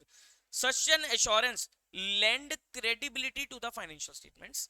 Audited financial statement provide confidence to user that financial information reflected in the financial statement can be relied upon. इसलिए various users जो होते हैं वो audited financial statements को rely करके अपना decision ले लेते हैं, जैसे बैंक है, बैंक ऑडिटेड फाइनेंशियल स्टेटमेंट के ऊपर रिलाय करके क्लाइंट्स को क्या दे देता है, लोन फंडिंग प्रोवाइड कर देता है, किसके बेसिस पर, ऑडिटेड फाइनेंशियल स्टेटमेंट्स, क्योंकि वहां पर क्या मिल रही है, बैंक को एश्योरेंस मिल रही है कि भी ठीक होगा, लेकिन उनको भी पता है कि गारंटी नहीं है, लेकिन हाँ ठीक तो होगा ना, अनऑडिटेड से बेटर कम से कम ऑडिटेड है, ठीक है। कोई इन्वेस्टर है वो पैसा लगाना चाहता है, किसी कंपनी के शेयर्स खरीदना चाहता है, तो वो ऑडिटेड फाइनेंशियल स्टेटमेंट के बेस पर लगा सकता है। गवर्नमेंट को टैक्स कलेक्शन करनी है, गवर्नमेंट को टैक्स लेवी करना है, किसी क्लाइंट का केस चल रहा है, वो केस को क्लोज करना है, उसका डिसीजन देना है, तो वो ऑडिटेड फाइनेंशियल स्टेटमेंट के ऊपर रिलाई कर सकते हैं। डिस्प्यूट सेटल करने हैं कोर्ट को, अगेन ऑडिटेड फाइनेंशियल स्टेटमेंट को यूज किया। मान लो पार्टनर्स के बीच में झगड़ा हो गया, अब वो कोर्ट तक चले गए, तो कोर्ट क्या बोलेगा? कोर्ट बोलेगा सेटलमेंट होगी किस बेसिस पे? ऑडिटेड फाइनेंशियल स्टेटमेंट के बेसिस पे। तो ये जो प्रोफेशन है ना, ये क्या देता है? ये एश्योरेंस देता है किसको? यूजर्स को। एक कॉन्फिडेंस दे देता है कि यूजर अपना डिसीजन ले सकता है। ओके, एक क्वेश्चन आता है सामने, कई बार एग्जाम में आ जाता है डेफिनेशन के साथ कि what is the meaning of the audit, explain the meaning of the audit. तो आपको ऑडिट की डेफिनेशन बतानी है। And how would auditor ensure that financial statement would not mislead to anybody. Auditor कैसे इंश्योर करेगा कि फाइनेंशियल स्टेटमेंट किसी को धोखा नहीं देंगी? ठीक है, उसके लिए पॉइंट्स है। इन डूइंग सो, बहुत जनरल पॉइंट्स है, he has to see that financial statement would not mislead anybody by ensuring that, मतलब ऑडिट करते समय ऑडिटर को ये इंश्योर करना है दैट फाइनेंशियल स्टेटमेंट किसी को मिसलीड ना करे। मिसलीड मीन गलत इंफॉर्मेशन, मिस रिप्रेजेंट ना हो जाए, कोई किसी को धोखा ना हो जाए। ठीक है, वो कैसे इंश्योर करेगा? पहला point, the accounts have been drawn up with reference to the entries in the books of accounts. बहुत जनरल पॉइंट्स है कि जो भी फाइनेंशियल स्टेटमेंट्स बनाई गई हैं, अकाउंट्स बनाए गए हैं, वो बुक्स ऑफ अकाउंट्स में जो एंट्रीज आ रही थी उसको यूज करते हुए बनाए गए हैं। अगला point, the entry in the books of accounts are adequately supported by sufficient and appropriate evidence. कि जो भी बुक्स में एंट्रीज रिकॉर्ड करी गई हैं, वो किसी ना किसी एविडेंस के बेसिस पर रिकॉर्ड करी गई है। एविडेंस क्या होता है? किसी सपोर्ट, किसी चीज का प्रूफ। जैसे मैंने मशीनरी खरीदी, उसका एविडेंस क्या होगा? उसका बिल होगा। बिल तो होगा ही होगा, और भी कई सारे एविडेंस हो गए कि सर बिल तो हो गया। अब बिल के बेस पे मैं ये नहीं कह सकता कि मशीनरी गोडाउन में आ गई नहीं आ गई, मान लो खाली बिल ही हो सकता है ना, खाली बिल के बेस पे बोल दूंगा कि सब कुछ ठीक है, नहीं कि सर बिल के बेसिस पे ये तो पता लग गया कि भैया परचेज करी गई है, फिर मैं चेक करूंगा उसकी पेमेंट हुई है नहीं हुई बिल की। तीसरा, फिर मैं चेक करूंगा, फिजिकली एग्जामिन करूंगा क्या वो मशीनरी एग्जिस्ट करती है नहीं करती। फिर मैं चेक करूंगा क्या मशीनरी चलती है नहीं चलती।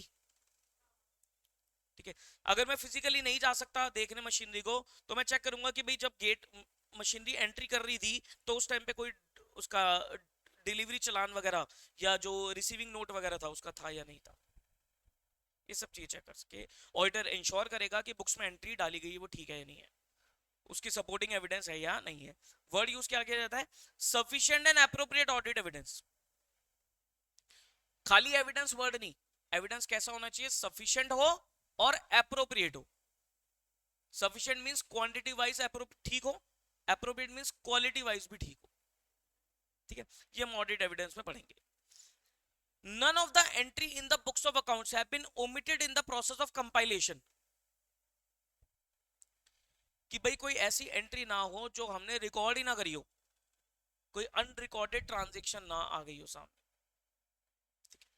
The information conveyed by the statement is clear and unambiguous. कि फाइनेंशियल स्टेटमेंट में जो भी इंफॉर्मेशन आ रही है वो क्लियर होनी चाहिए और unambiguous. Unambiguous means unambiguous means not confusing, confusing information ना हो, क्लियरली सारी चीजें प्रेजेंट होनी चाहिए। अच्छा, क्लियरली प्रेजेंट होने का मतलब ये नहीं है सब कुछ राम कहानी बताओ उसके अंदर, नहीं। डिस्क्लोजर दो प्रॉपर, लेकिन किसी भी तरीके की कंफ्यूजन ना हो। जैसे पीएनएल में हमारा एक अदर एक्सपेंसेस होते हैं, तो अदर एक्सपेंसेस में आपको डिटेल देनी पड़ेगी। अब अदर में अदर डाल रहे हो या अदर में मिसलेनियस डाल रहे हो, वो चीज ठीक नहीं है। मिसलेनियस अगर मान लो 1500 रुपए है जो नहीं ट्रैक हो रहे चलेगा, मिसलेनियस में तुम्हारा 10 लाख का खर्चा पड़ा हुआ है तो वो तो कंफ्यूजिंग है ना, तो वो आपको बताना पड़ेगा कि इसमें है क्या। Financial statements amounts are properly classified, described and disclose in conformity with accounting standard. वो तो हमने देखा कि एफआरएफ के हिसाब से बनानी है कि जो भी अमाउंट्स आप क्लासिफाई कर रहे हो, डिस्क्लोज कर रहे हो, प्रेजेंट कर रहे हो, उसको आप एज पर एएस करोगे। As includes Ind AS. And जो भी स्टेटमेंट ऑफ अकाउंट्स बनाए गए हैं that gives true and fair picture of the operational results end of the assets and liability, कि ट्रू एंड फेयर व्यू दे रहे हैं या नहीं दे रहे हैं।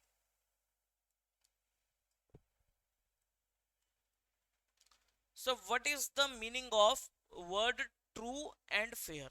ट्रू एंड फेयर का मतलब बताओ, बताओ। ट्रू का मतलब, फेयर का मतलब क्या होगा?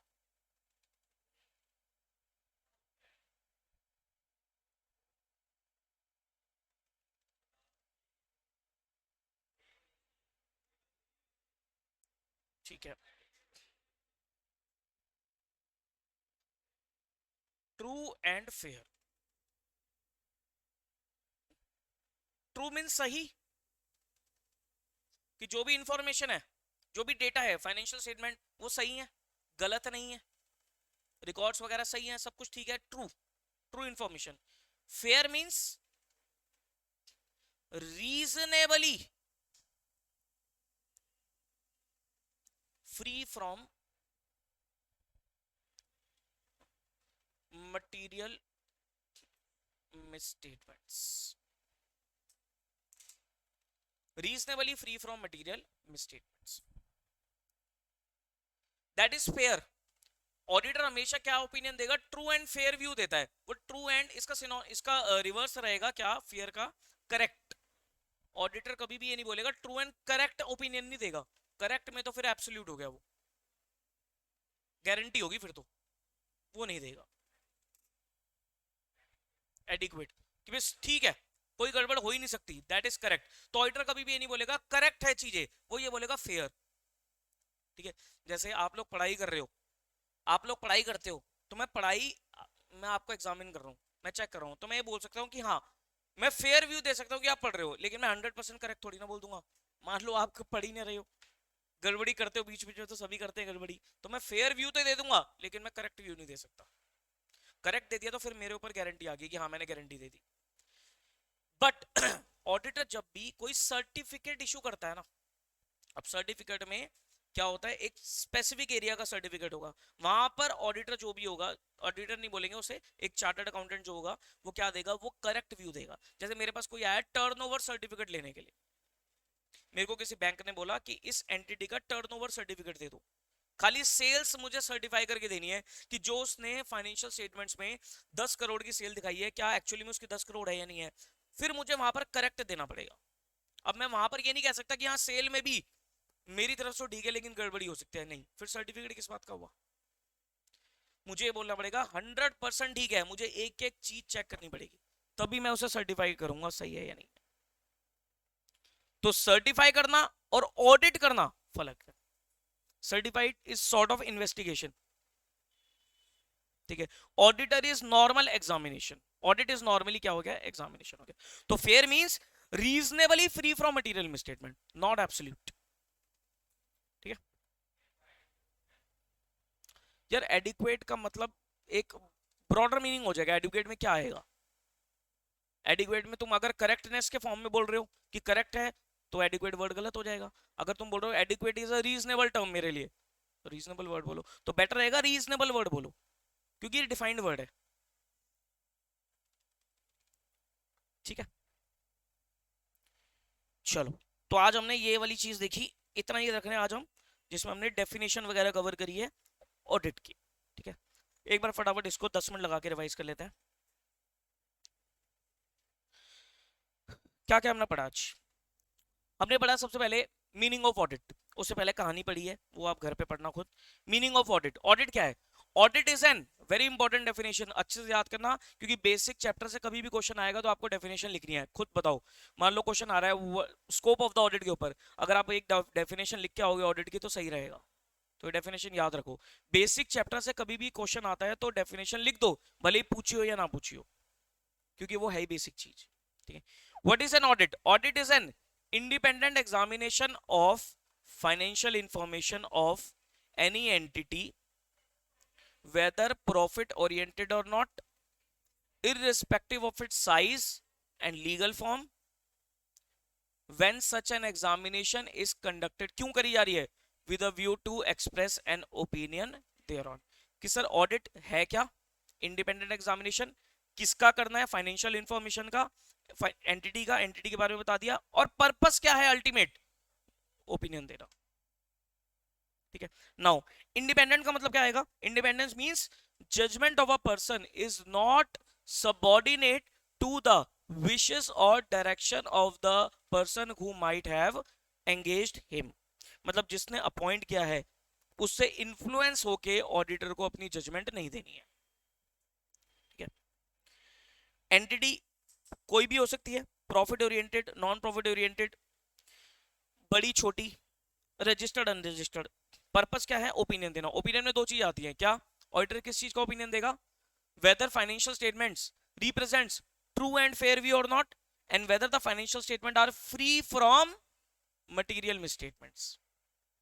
ठीक है, ये देखा हमने। फाइनेंशियल स्टेटमेंट्स बनाना किसकी रिस्पॉन्सिबिलिटी है? मैनेजमेंट की। ऑडिटर की ड्यूटी क्या बनती है? सिर्फ एग्जामिन करके अपना ओपिनियन देना है by the form of written audit report. ठीक है। ऑडिट करने से यूजर को क्या मिलता है? एश्योरेंस वर्ड मिलती है। एश्योरेंस वर्ड याद रखना। यूजर को क्या मिलता है? एश्योरेंस मिलता है। Financial statement will be more credible now. User अपना क्या ले सकता है? डिसीजन ले सकता है। एश्योरेंस का नेचर क्या रहेगा? रीजनेबल एश्योरेंस रहेगा। Reasonable assurance means high but not absolute. ठीक है। True and fair view. True means सही, fair means reasonably free from material misstatements. ठीक है। और हमने कुछ डेफिनेशंस पढ़ी।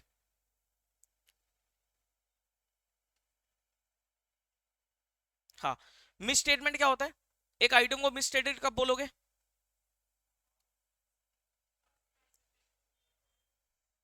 प्रेजेंटेशन। एक आइटम को मिसस्टेटेड तब बोलोगे अगर उसका amount, classification, presentation, disclosure is not adequate as required. मतलब जैसा होना चाहिए था वैसा नहीं है। ठीक है, तो आइटम को मिसस्टेटेड बोलोगे। लेकिन अगर मिसस्टेटमेंट ऐसी है कि यूजर का डिसीजन इफेक्ट हो जाएगा तो उसे मटेरियल मिसस्टेटमेंट बोलोगे।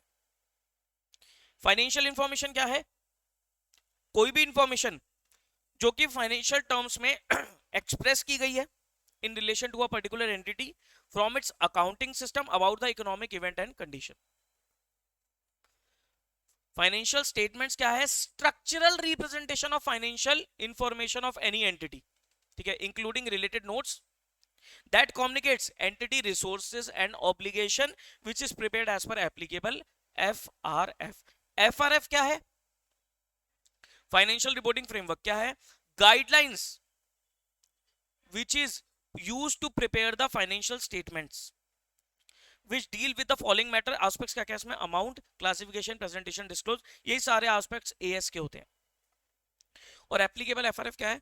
वो एफआरएफ जो एंटिटी यूज करती है to prepare and present the financial statement, that is applicable FRF, that is acceptable as per the nature of the entity.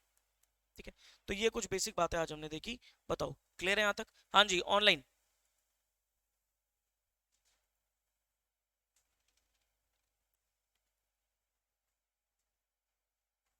Yes, online जल्दी बताइए, क्लियर है यहां तक की बातें? अगर क्लियर है तो होमवर्क क्या है? अच्छा हाँ, एक चीज और पढ़ी हमने। How would auditor ensure that financial statement would not mislead anybody? बताओ कैसे इंश्योर करेगा ऑडिटर कि financial statement would not mislead anybody? तो इसमें हमारे पास टोटल 6 पॉइंट्स है। पहला पॉइंट कि जो भी अकाउंट्स बनाए गए हैं वो बुक्स ऑफ अकाउंट्स में जो एंट्री आ रही है उसके हिसाब से होनी चाहिए। जो भी सपोर्टिंग एंट्री है, जो भी एंट्री है उसका एक सपोर्टिंग क्या होना चाहिए? सफिशिएंट एंड एप्रोप्रिएट एविडेंस होना चाहिए। थर्ड, कोई भी एंट्री ऐसी ना हो जो बुक्स से ओमिट हो गई हो। फोर्थ, कि जो भी इंफॉर्मेशन प्रेजेंट करी जा रही है बुक्स ऑफ अकाउंट्स में क्लियर होनी चाहिए, अनएम्बिगुअस होनी चाहिए। अनएम्बिगुअस मींस कंफ्यूजिंग ना हो, जिसमें कोई भी मिस इंफॉर्मेशन ना हो, मिस रिप्रेजेंटेशन ना हो, गलत इंफॉर्मेशन ना हो। ठीक है, और जो भी अमाउंट दिखाया जा रहा है फाइनेंशियल स्टेटमेंट में उसकी recognition, classification, presentation, disclosure as के हिसाब से हो। और last is financial statement must represent true and fair view. ये याद कर लेना पॉइंट्स, है तो बहुत जनरल, ये याद कर लेना क्योंकि आ जाता है क्वेश्चन। ठीक है, इंपॉर्टेंट लिख दो इस पर। क्लियर है? चलो एक बार इसको रीड करके आना अच्छे से, स्टार्टिंग से रीड करना है आपको, एक बार स्टार्टिंग से रीड कर लेना। ठीक है, चलो अब मिलेंगे हम परसों नेक्स्ट क्लास में। ठीक है, बाय बाय।